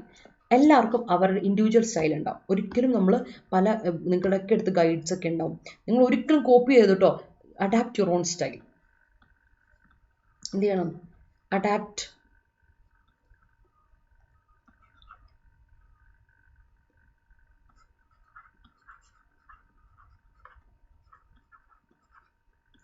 Style സ്വന്തമായിട്ട് അഡാപ്റ്റ് ചെയ്യുക. വേറൊരാളുടെ സ്റ്റൈൽ, ഇപ്പോൾ എഴുതുന്ന ആളുടെ ഒരു സ്റ്റൈൽ നിങ്ങൾക്ക് വേണ്ട, അത് ആ സ്റ്റൈലല്ല വേണ്ടേ. നിങ്ങൾ നിങ്ങളുടേതായ ഒരു സ്റ്റൈൽ അഡാപ്റ്റ് ചെയ്യണം. കണ്ടന്റ് നമുക്ക് എല്ലാവർക്കും അല്ലേ. ഇപ്പം നമ്മൾ ഗ്രീൻ റെവല്യൂഷനെ പറ്റിയുള്ള കാര്യം എനിക്കും നിനക്കും പറയുന്ന ഒരേ സാധനമായിരിക്കും. അപ്പോൾ ചിലപ്പോൾ ഒരാളുടെ നോളജ് കുറച്ചെടുക്കുന്ന റിസർച്ചിനനുസരിച്ചിരിക്കും, ഏറെക്കുറെ മോറൽ സെയിം ആയിരിക്കും. അപ്പോൾ കണ്ടന്റും സ്ട്രക്ചറും ഒരേ സാധനമാണ്. അതിനൊക്കെ നമുക്ക് സ്റ്റൈലിനും കണ്ടന്റിനും സ്ട്രക്ചറിനും സെപ്പറേറ്റ് മാർക്കുണ്ട്. അപ്പോൾ കണ്ടന്റ് കറക്റ്റ് ആണോ നോക്കും, വാല്യൂറ്റ് ചെയ്യും. സ്ട്രക്ചർ കറക്റ്റായിട്ടാണ് കൊടുത്തത്. അതേപോലെ structure introduction, body and paragraph തിരിച്ച് എഴുതിയിട്ട് കൺക്ലൂഷനോട് എൻ്റെ ചെയ്ത് നിൽക്കുക. സ്റ്റൈൽ നമ്മുടെ ഓൺ സ്റ്റൈലാണ്. വായിക്കുന്ന ആളെ പറ്റി ഒരു ഇൻട്രൊഡക്ഷൻ കാണുമ്പോൾ വായിക്കുമ്പോൾ തന്നെ ഒരാൾക്കൊരു ഐഡിയ കിട്ടും. ഇവന് ആൾതാമസം തലയിലുള്ള ആളാണ് എന്ന് ഐഡിയ കിട്ടും. ഇനിയിപ്പോൾ ഇത് വായിച്ചു നോക്കുമ്പോൾ ചിലപ്പോൾ ഗ്യാസ് അടിച്ച് നോക്കുന്ന ആൾക്കാരാണെങ്കിൽ ഇത് വായിച്ചിട്ട് വലിയ കാര്യമുണ്ടെന്ന് തോന്നുന്നില്ല, ഒന്ന് കൺക്ലൂഷനോട് നോക്കിയേക്കാം, അവസാനത്തിന് വേണ്ടിയിട്ട് കൺക്ലൂഷൻ നോക്കിയേക്കാം എന്ന ലെവലിൽ നോക്കുന്ന അവസ്ഥയും വരും. അതുകൊണ്ടാണ് പറയുന്നത് സ്റ്റൈൽ എപ്പോഴും നിങ്ങളുടേതായ ഒരു ഇൻഡിവിജ്വൽ സ്റ്റൈലായിരിക്കണം. അത് ഇൻഡിവിജ്വൽ ആണ് കേട്ടോ, അത് ഭയങ്കര സബ്ജക്റ്റീവാണ്. എൻ്റെ സ്റ്റൈലായിരിക്കില്ല, നിങ്ങൾ ഓരോരുത്തരുടെ സ്റ്റൈൽ ഡിഫറെൻ്റ് ആയിരിക്കും. അപ്പോൾ അത് നമ്മൾ തന്നെ ഒന്ന് മാസ്റ്റർ ചെയ്തെടുക്കേണ്ട ഒരു കാര്യമാണ്. പിന്നെ നമ്മൾ പറഞ്ഞു പല ഐഡിയാസ്, നമ്മൾ ഒരുപാട് 10-15 പോയിന്റുകളൊക്കെ ഉണ്ടായിരിക്കും. ആ എല്ലാത്തിനും നിങ്ങൾ വലിച്ചു വരെ എഴുതാനൊന്നും നിൽക്കരുത്. നിനക്ക് അറിയാവുന്ന 4-5 പോയിന്റുകൾ മാത്രം ലോജിക്കലായിട്ട് ഗ്രൂപ്പ് ചെയ്യുക. എന്നിട്ട് ആ 4-5 പോയിന്റ് മാത്രമാണ് നമ്മൾ അല്ലേ, 4-5 വേണ്ട, 3-4 അല്ലേ ഞാൻ പറയണേ. നമുക്കുള്ള ഇതിലെ 3-4 പോയിന്റ്സ് മാത്രം മതി, 3 or 4 പോയിന്റ്സ് മതി. ആ 3 or 4 പോയിന്റ്സിനെ ലോജിക്കൽ ഗ്രൂപ്പിംഗ് ആക്കുക. ഈച്ച് പാരഗ്രാഫിൽ സിംഗിൾ പോയിന്റ് വെച്ചിട്ട്, ഓരോ പാരഗ്രാഫിലും ഓരോ പോയിന്റ് സിംഗിൾ ഇത് വെച്ചിട്ട് വരാം. ആൻഡ് എപ്പോഴും ഇൻസ്റ്റൻസസ് കൊടുക്കണം കേട്ടോ, അത് വളരെ ഇമ്പോർട്ടൻ്റ് ആണ്. നമ്മളെപ്പോൾ എന്തൊക്കെ ഇതിനെപ്പറ്റി പറയുന്നുണ്ട്, പോയിന്റ് പറയുന്നുണ്ട്, ആ പോയിന്റിനെ പറ്റിയുള്ള ഡേറ്റയോ, അതായത് എന്തെങ്കിലും സ്റ്റാറ്റിസ്റ്റിക്കൽ ഡേറ്റ അല്ലെങ്കിൽ ഈ പറയുന്ന പോലെ ഇത് കൊടുക്കുക, പ്രൂഫ് എന്തെങ്കിലും ഇൻസ്റ്റൻസസ് ഉണ്ടെങ്കിൽ ഇൻസ്റ്റൻസസ് കൊടുക്കാം. നമുക്കതിന് തെളിവ് എന്തായാലും കൊടുത്തിരിക്കണം. അതുപോലെ കൺക്ലൂഷനിലോട്ട് വരുമ്പോൾ നമ്മളെപ്പോഴും നമ്മുടെ സജഷൻസ് കൂടെ ലീവ് ചെയ്തിട്ടാണ് പോരുക. ഇത്രയും കാര്യങ്ങളാണ് എസ്സേയിൽ നമ്മൾ ശ്രദ്ധിക്കേണ്ട കുറച്ച് കാര്യങ്ങൾ എന്ന് പറയുന്നത്. ഇത് ഞാൻ ഈ പറഞ്ഞു വിടുന്ന കാര്യങ്ങളെല്ലാം ഇമ്പോർട്ടൻ്റ് ആയ കാര്യങ്ങളാണ്. ഇതെല്ലാം നിങ്ങളൊന്ന് നോട്ട് ചെയ്തോ കേട്ടോ. ഇത് പറഞ്ഞു വിടുന്നതാണ് കേട്ടോ, ഇതൊക്കെ നിങ്ങൾ ശ്രദ്ധിക്കേണ്ട കാര്യമാണ്. നമുക്ക് ഇത് ഞാൻ എങ്ങനെ ഇംപ്ലിമെൻറ്റ് ചെയ്യുന്നുള്ള എസ്സേ എഴുതുമ്പോഴേ നിങ്ങൾക്ക് മനസ്സിലാകത്തുള്ളൂ. എസ്സേ നമ്മളൊരെണ്ണം എഴുതി തുടങ്ങുമ്പോഴേ നിങ്ങൾക്ക് ഇതിനെപ്പറ്റി മനസ്സിലാവുള്ളൂ. ഇത് ഞാൻ ഇൻട്രൊഡക്ഷനായിട്ട് പറയുന്ന കാര്യങ്ങളാണ്, ഇതൊക്കെ വേണ്ട കാര്യങ്ങളാണ്, ഇത് വേണ്ട ഇമ്പോർട്ടൻ്റ് ആയ കാര്യങ്ങൾ കേട്ടോ എന്ന് പറയാം, അത് തന്നെ പറയാം. അല്ലാതെ നമുക്കതിനെ ഇതാക്കാൻ പറ്റും. പിന്നെ വേർഡ്സ് ഉണ്ട്, നമ്മൾ ഇതിനു വേണ്ടി ചൂസ് ചെയ്യേണ്ട കുറച്ച് വേർഡ്സ് ഉണ്ട്. ഇപ്പോൾ ബോഡിയിലോട്ട് വരുമ്പോൾ ഇന്ന വേർഡ്സ് ഒക്കെ ഉപയോഗിക്കണം എന്നുള്ളതൊക്കെ നമ്മൾ കുറച്ച് ശ്രദ്ധിക്കേണ്ട കുറച്ച് വേർഡ്സ് ഒക്കെ ഉണ്ട്, അത് ഞാൻ പറഞ്ഞുതരാം. അപ്പം അതുപോലെ തന്നെ വൊക്കാബുലറി ആൻഡ് കൺജങ്ഷൻസിൻ്റെ ഇമ്പോർട്ടൻസ്, അതൊക്കെ നമുക്ക് വരുന്ന കൂടുതലായിട്ട് വൊക്കാബുലറി ആൻഡ് കൺജങ്ഷൻസ് ഒക്കെ ഉപയോഗങ്ങൾ വരുന്നത് നമ്മുടെ ഇതിലോട്ടാണ്, നമ്മുടെ എൻ്റെ എന്താണ് ബോഡിയിലോട്ട് വരുമ്പോൾ. ബോഡി ആൻഡ് കൺക്ലൂഷൻ നമുക്ക് അടുത്ത് പോകുന്നത്, ഇൻട്രൊഡക്ഷൻ നമുക്കിപ്പോൾ നോക്കിയാൽ മതി, അത്രയുള്ള സമയം നമുക്കിപ്പോൾ ഉള്ളൂ ഇന്ന് എന്തായാലും. അപ്പോൾ ഞാനെപ്പോഴും ആർഗ്യുമെൻറ്റേറ്റീവ് എസ്സേ വരുമ്പോൾ എനിക്ക് മുമ്പിലൊരു ആർഗ്യുമെൻറ്റ്, എൻ്റെ മുമ്പിലൊരു ക്ലെയിം ഉണ്ടാവും, എൻ്റെ മുമ്പിലൊരു തീസിസ് സ്റ്റേറ്റ്മെൻറ്റ് ഉണ്ടാവും. എൻ്റെ സ്റ്റേറ്റ്മെൻറ്റ് ഞാൻ മുന്നോട്ട് വെക്കും, അങ്ങനെയാണ് ഞാൻ ചെയ്യില്ല. അതെപ്പോഴും നമ്മൾ ശ്രദ്ധിക്കേണ്ട ഒരു കാര്യം. അപ്പോൾ എങ്ങനെയാണ് ആ തീസിസ് സ്റ്റേറ്റ്മെൻറ്റ് നമ്മൾ മുമ്പോട്ട് പോകും? ഇൻട്രൊഡക്ഷൻ തന്നെ നമ്മൾ നമ്മുടെ തീസിസ് സ്റ്റേറ്റ്മെൻറ്റ് കൊടുക്കും, മുന്നോട്ട് വെക്കും. ഞാൻ എന്തിലാണ് നിലയുറച്ച് നിൽക്കുന്നത് എന്ന് നമ്മൾ മുന്നോട്ട് വെക്കും. അത് ഭയങ്കര ഇമ്പോർട്ടൻ്റാണ്. അപ്പോൾ ഞാൻ എന്താണ് ഈ എസ്സേയിൽ എഴുതാൻ ഉള്ളത് എന്നുള്ള രീതിയിൽ അത് കൊടുക്കുന്നു. ആൻഡ് ഇത് എപ്പോഴും നമ്മൾ കൊടുക്കുന്നത് എപ്പോഴാണെന്നറിയോ, ആ ഇതിനെ പോയിന്റിനെ പറ്റി കൊടുത്തു കഴിഞ്ഞിട്ട് ആ ഇൻട്രൊഡക്ഷൻ എൻഡിങ്ങിലാണ് നമ്മളെപ്പോഴും നമ്മുടെ ആർഗ്യുമെൻറ്റ് എങ്ങോട്ടാണ് എന്നുള്ളത് നമ്മൾ കൊടുക്കുന്നത്. ഞാൻ അനലൈസ് ചെയ്യുമ്പോൾ ഈ ഒരു കാര്യത്തോട് നിൽക്കുന്നു എന്നുള്ള രീതിയിൽ നമുക്ക് എൻഡ് ചെയ്യാൻ വേണ്ടിയിട്ട് എപ്പോഴും ഒരു തീസിസ് സ്റ്റേറ്റ്മെൻറ്റ് നമ്മൾ കൊടുക്കും. അങ്ങനെ ഒരു കാര്യമുണ്ട്. പിന്നെ നമ്മൾ ശ്രദ്ധിക്കേണ്ടതാണ് വേർഡ് ലിമിറ്റ്. ഞാൻ പറഞ്ഞല്ലോ, കഴിഞ്ഞ ഇതുവരെ നമ്മൾ 250 വേർഡ്സിൻ്റെ വേർഡ് ലിമിറ്റ് ആയിരുന്നു നമ്മൾ എസ്സേക്ക് ഉണ്ടായിരുന്നത്. അപ്പോൾ ഇവിടെ നമുക്ക് മനസ്സിലായി അത് മാറി 150 വേർഡ്സിലോട്ടായി. 2 എസ്സേ ഉള്ളതുകൊണ്ട് 150 വേർഡ്സിന് 2 എന്നുള്ള രീതിയിലാണ്. അപ്പോൾ അതുകൊണ്ട് 150 വേർഡ്സ്, അത് നമുക്ക് 150 വേർഡ്സ് എന്ന് പറയുമ്പോൾ ഒരു 140-120 ഒക്കെ നിന്നാൽ ഒരു കുഴപ്പമില്ല, കൂടിപ്പോണ്ട. കൂടിപ്പോയ സമയം നമുക്ക് പോകും, അതുകൊണ്ട് കൂട്ടിക്കളയരുത്. നമ്മൾ പരമാവധി അതിനെ കുറച്ച് ഒരു 130-120 ഉള്ളിലൊക്കെ നിർത്തിയാൽ ഒരു കുഴപ്പമില്ല, അതൊക്കെ കറക്റ്റാണ്. ഇൻട്രൊഡക്ഷൻ നല്ല വൃത്തിയായിട്ട് എഴുതണം പറഞ്ഞല്ലോ. അപ്പോൾ ഇൻട്രൊഡക്ഷൻ നമ്മൾ എന്ത് കൊടുക്കണം എന്നറിയോ? ഞാൻ ഈ നേരത്തെ പറഞ്ഞൊരു പോയിന്റ് വരാം. ഇൻട്രൊഡക്ഷൻ എഴുതുമ്പോൾ നമ്മൾ എന്താണോ, എനിക്കൊരു ക്ലെയിം ഉണ്ടാവുമല്ലോ, ഞാൻ പറഞ്ഞല്ലോ, അപ്പം നമുക്കൊരു തീസിസ് ഉണ്ട്, ഇതാണ് ഈ ഒരു പോയിന്റ്, അതാണ് നമ്മുടെ ആ പോയിന്റിൻ്റെ നമ്മുടെ ഒരു കൃത്യമായ ഒരു സ്റ്റേറ്റ്മെന്റ് ഉണ്ട്. ആ സ്റ്റേറ്റ്മെന്റ് നമ്മൾ കൊടുക്കും എപ്പോഴാണ്? എൻഡ് ഓഫ് ഇൻട്രൊഡക്ഷനിൽ, ടുവേർഡ്സ് എൻഡ് ഓഫ് ഇൻട്രോയുടെ എൻഡിൽ കൊടുക്കുന്നതാണ്, അത് കൊടുക്കും. അപ്പം അതിൽ പിടിച്ചായിരിക്കും പിന്നെ ഓരോ പോയിന്റുകൾ വരുന്നത്. ഇത് നമ്മൾ ആ തീസിസ് സ്റ്റേറ്റ്മെന്റ് പ്രസന്റ് ചെയ്തതിന് ശേഷം നമ്മൾ ബോഡിയിലോട്ട് വരുമ്പോൾ ആ ബോഡിയിലോട്ട് പിന്നെ വരുന്ന എന്തായിരിക്കും? മറ്റ് അതിനെ റിലേറ്റ് ചെയ്തിട്ടുള്ള കാര്യം, ഈ തീസിസ് സ്റ്റേറ്റ്മെന്റിനോട് റിലേറ്റ് ചെയ്ത 4 പോയിന്റുകളായിരിക്കും. പിന്നെ ഇൻട്രൊഡക്ഷൻ എപ്പോൾ കിട്ടിയാലും അത് നമ്മൾ എന്ത് ചെയ്യണം? പാരഫ്രൈസ് ചെയ്യണം. പാരഫ്രൈസ് ചെയ്യാന്ന് പറഞ്ഞാൽ നമ്മളെപ്പോഴും എന്ത് ചെയ്യണം? നമുക്ക് കിട്ടുന്ന ഒരു ലൈൻ സെൻറ്റൻസ് ആയിരിക്കും, സെൻറ്റൻസ് ആയിട്ടായിരിക്കും ചിലപ്പോൾ കിട്ടുന്നത്. അപ്പോൾ എന്ത് ചെയ്യണം? നിങ്ങൾ ചാടിക്കരുപ്പോൾ ഞാൻ നേരത്തെ കണ്ട ക്വസ്റ്റ്യൻസിലോട്ട് കാണിച്ചു തരാവേ. അത് ക്വസ്റ്റ്യൻ പേപ്പർ കാണിച്ചു തരാം. ആ നേരത്തെ കണ്ട ക്വസ്റ്റ്യൻ പേപ്പറിൽ അത് തന്നെയാണ്, നമുക്ക് മനസ്സിലാവും.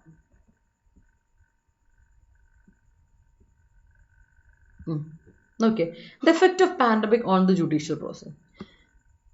Judicial process has been affected by the pandemic എന്ന് പറഞ്ഞ് നമ്മൾ കൊടുത്ത സെയിം വാക്കായി, ജുഡീഷ്യൽ പ്രോസസ് എഫക്റ്റ് ചെയ്തത് എങ്ങനെ എന്നുള്ളത്. അതിന് നമ്മൾ എന്ത് ചെയ്യണമെന്ന് വെച്ചാൽ, ഒന്ന് റീറൈറ്റ് ചെയ്യാം in your own words. Question അതുപോലെ കോപ്പി പേസ്റ്റും ചെയ്ത് വെക്കരുതേ, അത് ഇമ്പോർട്ടൻ്റാണ്. കാരണം നമ്മളെ സംബന്ധിച്ച്, ഈ വായിക്കുന്ന ഒരാളെ സംബന്ധിച്ച്, നീ ഇപ്പം ഈ പറയുന്ന കാര്യത്തിനെ എങ്ങനെയാണോ ഇത് ചെയ്യുന്നത് അത് ഇമ്പോർട്ടൻ്റാണ്, പ്രസൻറ്റ് ചെയ്യുന്നുള്ളത്. അപ്പം നീ ഇവിടെ ചുമ്മാ അതേ സെൻറ്റൻസ് കോപ്പി പേസ്റ്റ് ചെയ്തിട്ടുണ്ടെങ്കിൽ മടിയനാണെന്നുള്ളത് ഇത് ആദ്യമേ അവർക്ക് കിട്ടി. അപ്പോൾ എന്ത് ചെയ്യണം? റീറൈറ്റ്, ആ കൊടുത്തേക്കുന്ന സെൻറ്റൻസിനെ rewrite in your own words. അതിനാണ് നമ്മൾ പാരഫ്രൈസ് ചെയ്യുന്നത് പറയുന്നത്. സെൻറ്റൻസ് എപ്പോഴും പാരഫ്രൈസ് ചെയ്ത് വെക്കും. നമ്മൾ ചുമ്മാ നോർമൽ കേസിൽ നമ്മൾ എഴുതുന്ന ഒരു കാര്യമുണ്ട്, there are lots of effects of pandemic on judicial process എന്നൊക്കെ പറയുമ്പോൾ അതൊക്കെ ഭയങ്കര കോമൺ ആയിട്ട് വളരെ ക്ലീശ സാധനമാണ്. ആ സാധനം കൊടുക്കുന്നതിന് പകരം അത് പാരഫ്രൈസ് ചെയ്ത് കുറച്ചുകൂടെ ഒന്ന് അഡാപ്റ്റഡ് ആക്കി, കുറച്ചുകൂടെ ഒന്ന് എന്താ പറയുക, കുറച്ചുകൂടെ ഒന്ന് അപ്ഡേറ്റഡ് വേർഷനായിട്ട് നമ്മൾ കൊടുക്കാം. അങ്ങനെയാണ് പാരഫ്രൈസ് ചെയ്യുക ഇൻട്രൊഡക്ഷനിൽ. പിന്നെ ബോഡിയിലോട്ട് വരുമ്പോഴാണ് എക്സാമ്പിൾസ് സ്ട്രോങ് എക്സാമ്പിൾസ് ആയിരിക്കണം. കൺക്ലൂഷനിൽ സജഷൻസ് ഉണ്ടാവണം. അത് നമ്മൾ ഓൾറെഡി പറഞ്ഞു കഴിഞ്ഞു. ഇനി ഞാൻ പറഞ്ഞു ഇൻട്രൊഡക്ഷൻ എന്ന് പറയുന്നത്, നമ്മളിപ്പോൾ ഇൻട്രൊഡക്ഷനിലോട്ട് വരികയാണ്. ഇൻട്രൊഡക്ഷൻ എന്ന് പറയുന്നത് ഏറ്റവും important part of the essay ആണ്. അതായത് it has an impact on reader. അതൊരു ഹുക്കാണ് ശരിക്കും. നിങ്ങളൊരു ഹുക്കിടാണ്, it has an impact on the reader, വായിക്കുന്ന ആൾ. അതായത് നിങ്ങളൊരു കോമ്പറ്റീവ് എക്സാമിലായതുകൊണ്ട് ഇവാലുവേറ്ററിന് അത് പിടിക്കണം, ഇവാലുവേറ്ററെ പിടിച്ചു നിർത്താൻ മാത്രം കെൽപ്പുള്ളതായിരിക്കണം നിങ്ങളുടെ എസ്സേയുടെ ഇൻട്രൊഡക്ഷൻ എന്ന് പറയുന്നത്. And this is were you open your thoughts, അല്ലേ? എൻ്റെ തോട്ട്സിനെ ഞാൻ ഓപ്പൺ ചെയ്ത് കാണിച്ചു കൊടുക്കുകയാണ്, വിശാലമായിട്ട് കാണിച്ചു കൊടുക്കുകയാണ് ഇൻട്രൊഡക്ഷനിലൂടെ. So it must be catch and attractive, അത് ഓർത്ത് വെച്ചോളൂ. ആൻഡ് ഞാൻ പറഞ്ഞല്ലോ, റീഡറിനൊരു ഹുക്ക് ഇട്ട് കൊടുക്കുക, അല്ലേ? അപ്പം നമുക്ക് അത് വായിച്ച് ഇനി എന്താ ഇവൻ പറയുന്നത്, അടുത്ത പോയിന്റ് അപ്പം എന്തായിരിക്കും എന്നൊരു ക്യൂരിയോസിറ്റി എലമെൻറ്റ് ഇതാക്കും. അപ്പോഴാണ് എന്ത് ചെയ്യുക, അതിൽ റീഡബിലിറ്റി, അല്ലേ? അത് ഹുക്ക് ക്രിയേറ്റ് ചെയ്ത് കൊടുക്കുമ്പോഴാണ് അതിൽ റീഡബിലിറ്റി എലമെൻറ്റ് വരിക. അപ്പം അയാൾക്ക് മനസ്സിലാവും, ഓക്കെ അങ്ങനെയാണ് ഞാൻ ഇത് വായിക്കണം, ഇറ്റ് മസ്റ്റ് ബി റീഡബിൾ, അത് റീഡബിൾ ആണ് എന്നൊരു എലമെൻറ്റിലോട്ട് വരുന്നത് ഇൻട്രൊഡക്ഷൻ കാണുമ്പോൾ. പിന്നെ വളരെ ക്ലിയർ ആൻഡ് കൺസൈസ് ആയിരിക്കണം, ക്യാച്ച് സെൻറ്റൻസ് ആയിരിക്കണം, എന്നാലേ അവർക്ക് വായിക്കാൻ തോന്നുള്ളൂ. ഞാൻ പറഞ്ഞല്ലോ, അല്ല ചുമ്മാ വളരെ ക്ലീശ സ്റ്റേറ്റ്മെൻറ്റുകളൊക്കെ എടുത്ത് അല്ലെങ്കിൽ സെൻറ്റൻസുകളൊക്കെ എടുത്തിട്ടുണ്ടെങ്കിൽ ഇവർക്ക് മനസ്സിലാവും ഇത് എവിടുന്നോ കോപ്പി പേസ്റ്റ് ചെയ്ത് ഇവൻ വെച്ചേക്കുന്ന, മനസ്സിലെവിടെയോ കാണാപ്പാടം പഠിച്ച് വെച്ചേക്കുന്നതെന്ന് പോയി. അതാണ് നമ്മുടെ ഒരു പ്രശ്നം. നമ്മൾ ബൈഹാർട്ട് ചെയ്ത് വെച്ച് കുറച്ച് സെൻറ്റൻസ് നമ്മൾ അതുപോലെ തന്നെ അങ്ങോട്ട് എഴുതിയും ഛർദ്ദിച്ചെങ്കിലും അതിലോട്ട് അത് ഇടാൻ പാടില്ല കേട്ടോ. That's very very wrong way to write an essay.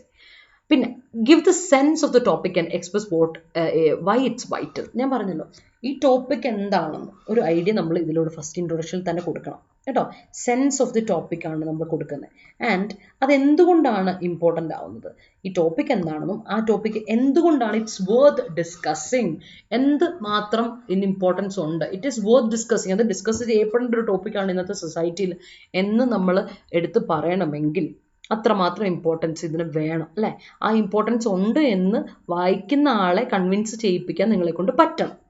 അതായത് നമ്മുടെ ആളെ കൺവിൻസ് ചെയ്യാൻ മാത്രം ഒരു എലമെൻറ്റ് നമുക്ക് ഉണ്ടായിരിക്കണം. അതാണ് ഇവിടെ പറയുന്നത്. ഓക്കെ, ഇനി എങ്ങനെയാണ് അത് ക്രിയേറ്റ് ചെയ്യുക? ഇൻട്രൊഡക്ഷൻ ഇതൊക്കെ നമ്മൾ പറഞ്ഞ കാര്യങ്ങളാണ്, ഇതൊക്കെ തിയററ്റിക്കൽ കാര്യങ്ങളാണ്. എങ്ങനെയത് പാർട്ടിക്കലോട്ടും പ്രാക്ടിക്കൽ വേയിലോട്ട് കൊണ്ടുപോകാം. നമുക്ക് പാരഫ്രൈസിങ്ങിൽ വെച്ച് നമുക്ക് തുടങ്ങാം. നമുക്കൊരു ക്വസ്റ്റ്യൻ തരികയാണ്, ഇത് ഞാൻ ജസ്റ്റ് ഒരു റാൻഡം ക്വസ്റ്റ്യൻ എടുത്താണ്. Dowry system continues to be a curse to Indian society. ഞാൻ ഡൗറി സിസ്റ്റം പറയാൻ കാരണം വെച്ചാൽ ട്രയൽ ബൈ മീഡിയ വന്നത് എപ്പോഴാണെന്നറിയോ? കഴിഞ്ഞ ഞാൻ പറഞ്ഞല്ലോ ദിലീപിൻ്റെ ഒക്കെ കേസ് നടക്കുന്ന സമയത്താണ്. ഇപ്പം ഒരുപാട് മരണം അല്ലേ, സ്ത്രീധന മരണം ഒരുപാട് നടന്നു. ഡോക്ടർ, അതുപോലെ തന്നെ ഡോക്ടർമാർ പലരും അല്ലെ, 2-3 ഡോക്ടർമാരുടെ കാര്യത്തിൽ കേട്ടു.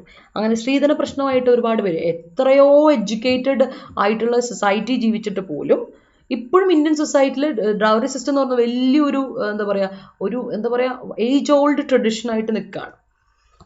അപ്പം ഇങ്ങനെ ഒരു ക്വസ്റ്റ്യൻ നിങ്ങൾക്ക് തന്നാൽ dowry system continues to be a curse to Indian society എന്ന് പറഞ്ഞാൽ നിങ്ങൾ ആദ്യം ചെയ്യേണ്ടത് എന്താ?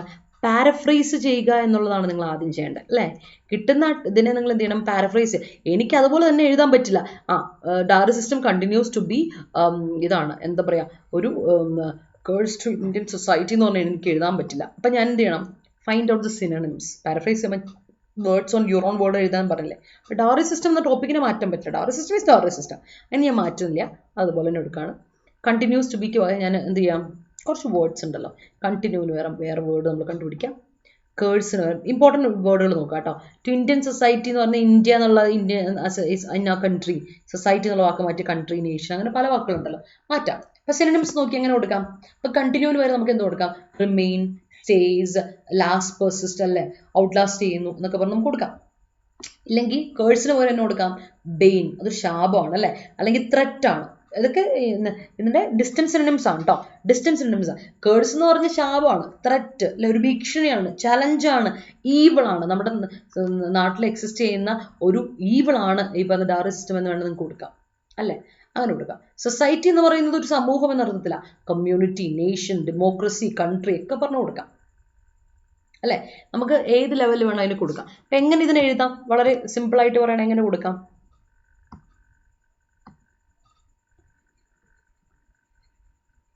India as a democracy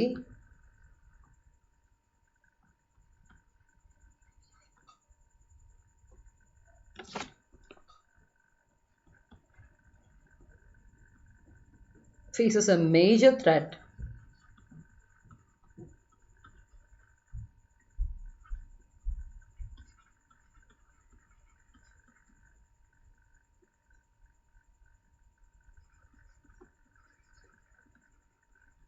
of dowry system, which is an age old tradition എന്ന് പറയാം, അല്ലെങ്കിൽ which is as old as the institution of marriage.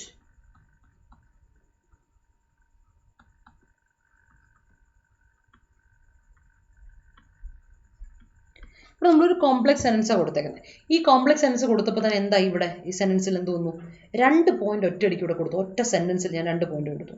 India എന്ന ഡെമോക്രസിൻ്റെ ഫേസ് ചെയ്യുന്ന വലിയൊരു ത്രെറ്റാണ് ഡൗറി സിസ്റ്റം എന്ന് പറയുന്ന സാധനം. ഈ ഡൗറി സിസ്റ്റം മാരേജ് എന്ന ഇൻസ്റ്റിറ്റ്യൂഷൻ എത്ര ഓൾഡാണോ അന്ന് മുതൽ അല്ലേ, കല്യാണം എന്ന് പറയുന്ന സംഗതി അല്ലെങ്കിൽ വിവാഹം എന്ന സംഗതി തുടങ്ങിയപ്പോൾ മുതലേ തുടങ്ങിയ ഒരു സംഗതിയാണ് ഡൗറി സിസ്റ്റം. അത് ഇന്നും ഉണ്ടല്ലേ, ഇന്ന് നിലനിൽക്കുന്നു, ഇന്ത്യ ഫേസ് ചെയ്തുകൊണ്ടിരിക്കുന്നു എന്നാണ് നമ്മൾ പറയുന്നത് അല്ലേ.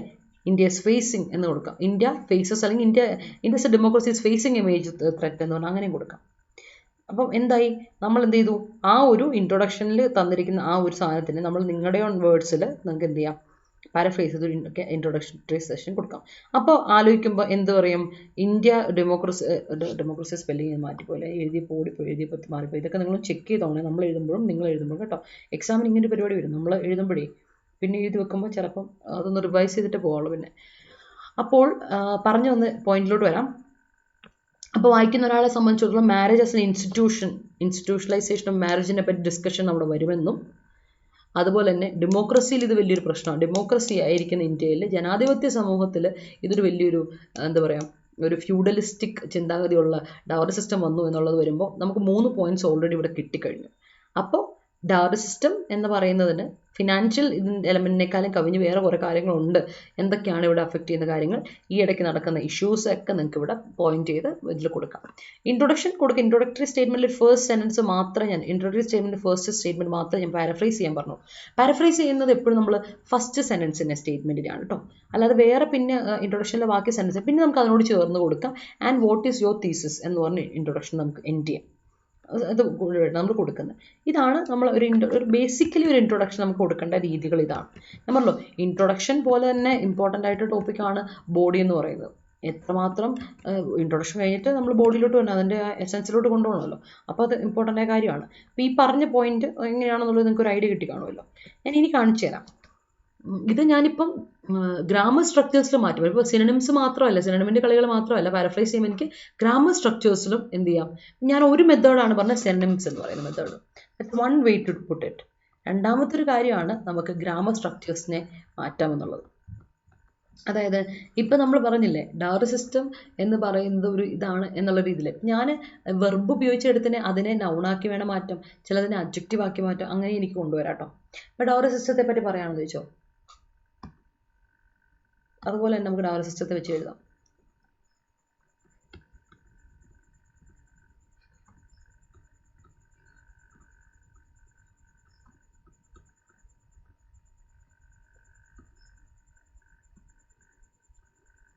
Dowry system is a lasting evil.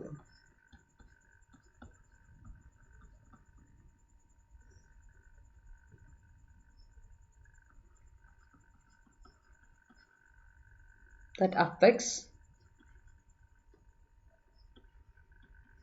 the life of a majority in Indian scenario.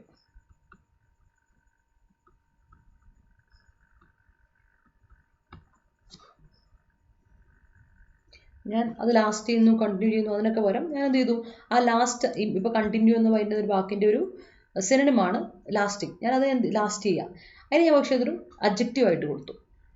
Last ചെയ്യുന്നൊരു ഈവിളാണ്, അല്ലെങ്കിൽ ഇറ്റ്സ് എ ചാലഞ്ചാണ് എന്നൊക്കെ പറഞ്ഞ് നമുക്ക് വേണം കൊടുക്കാം. ത്രെറ്റ്, ചാലഞ്ച്, ഈവിൾ എന്തുകൊണ്ടും കൊടുക്കാം.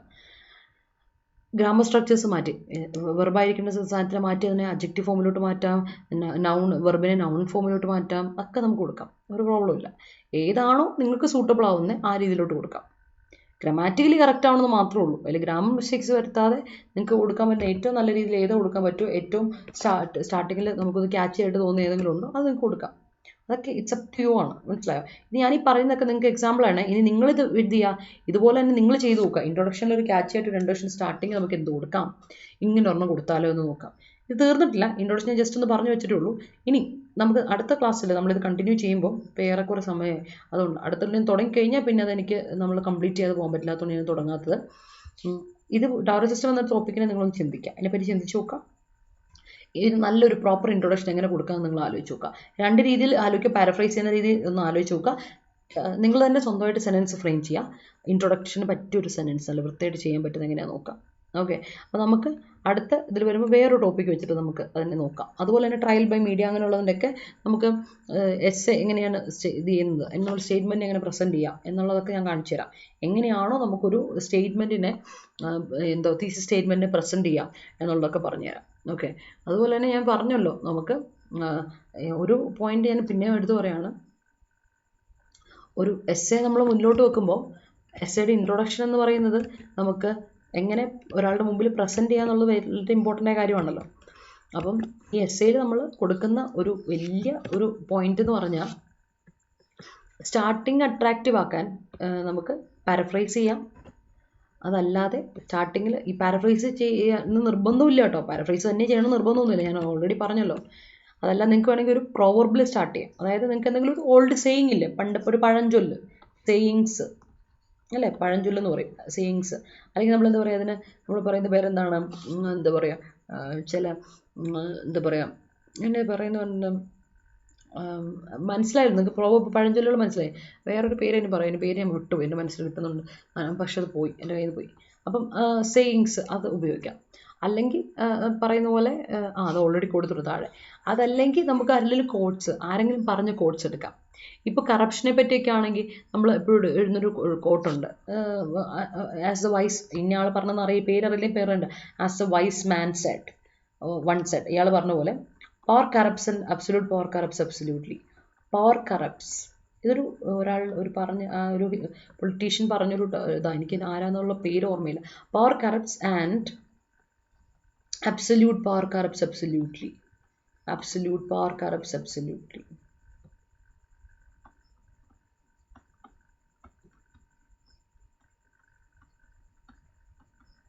അല്ലേ? അധികാരം ദുരുപയോഗം ചെയ്യപ്പെടും, കറപ്റ്റ് ചെയ്യപ്പെടും അല്ലേ? എന്നാൽ അമിതമായ അധികാരമാണെങ്കിലോ അബ്സല്യൂട്ട് പവർ, അതായത് കംപ്ലീറ്റ് പവർ ആകുമ്പോൾ എന്ത് ചെയ്യും? മൊത്തത്തിൽ അതിനെ നശിപ്പിച്ചു കളയും അല്ലേ? മൊത്തത്തിൽ നമ്മളെ എന്ത് ചെയ്യുന്നു? നശിപ്പിച്ചു കളയും. അത്രമാത്രം നാശത്തിലോട്ട് കൊണ്ടുവരും എന്നാണ് പറയുന്നത്. അതായത് പവർ ആരുടെ വിത്ത് പവർ കംസ് റെസ്പോൺസിബിലിറ്റി, അതാണ് പ്രശ്നം, അതാണ് പറയുന്നത്. പവർ ഒരു ഭയങ്കര ലഹരി പിടിപ്പിക്കുന്ന ഒരു സാധനമാണ്. അപ്പം കറപ്ഷനെ പറ്റിയിട്ട് ടോപ്പിക് വന്നാൽ നമ്മൾ കോഡ്സ് ഒക്കെ എടുക്കാൻ, ഇങ്ങനെയുള്ള കോഡ്സുകളൊക്കെ തപ്പാൻ, നല്ല നല്ല ക്യാച്ചിയായ കോഡ്സുകൾ എപ്പോഴും നിങ്ങൾ കുറച്ച് കോഡ്സ് എപ്പോഴും തപ്പി വെച്ചോണം കേട്ടോ. നിങ്ങൾക്ക് എപ്പോഴും ആവശ്യം വരുമെന്ന് പറഞ്ഞില്ല, ഇന്നതിനെ പറ്റി കുറച്ച് കോഡ്സ് പഠിച്ചു വെക്കുക. അപ്പോൾ നിങ്ങൾക്ക് ആവശ്യം ഇത് ഉപയോഗിക്കാം. ഞാൻ പറഞ്ഞു ചോദ്യങ്ങൾ, നമുക്കൊരു എന്താ വായിക്കുന്ന ആളിലേക്ക് ഒരു ചോദ്യം കൊണ്ടുവന്ന് അല്ലേ, അത് വളരെ ഒരു എന്താ സ്ട്രോങ് ആയിട്ടുള്ളൊരു സ്റ്റാർട്ടിങ് ആണ്. ഇത് ഭയങ്കര സ്ട്രോങ് സ്റ്റാർട്ടിങ് ആണ് കേട്ടോ.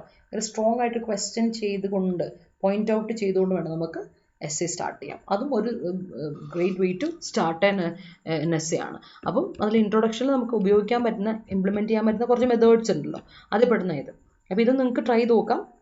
അടുത്ത ക്ലാസ്സിൽ നമുക്ക് കുറച്ചുകൂടെ ഇൻട്രൊഡക്ഷനിൽ ഈ പറഞ്ഞ പോലെ പാരഫ്രൈസിങ് കഴിഞ്ഞ് അടുത്ത ലെവലിലോട്ട് വരാം. അടുത്ത ലെവലിലോട്ട് എങ്ങനെ ഇൻട്രൊഡക്ഷൻ സെറ്റ് ആക്കുക എന്നുള്ളതും ബോഡി ആൻഡ് കൺക്ലൂഷനൊക്കെ അടുത്ത ഇതിൽ നമുക്ക് ചെയ്യാം കേട്ടോ.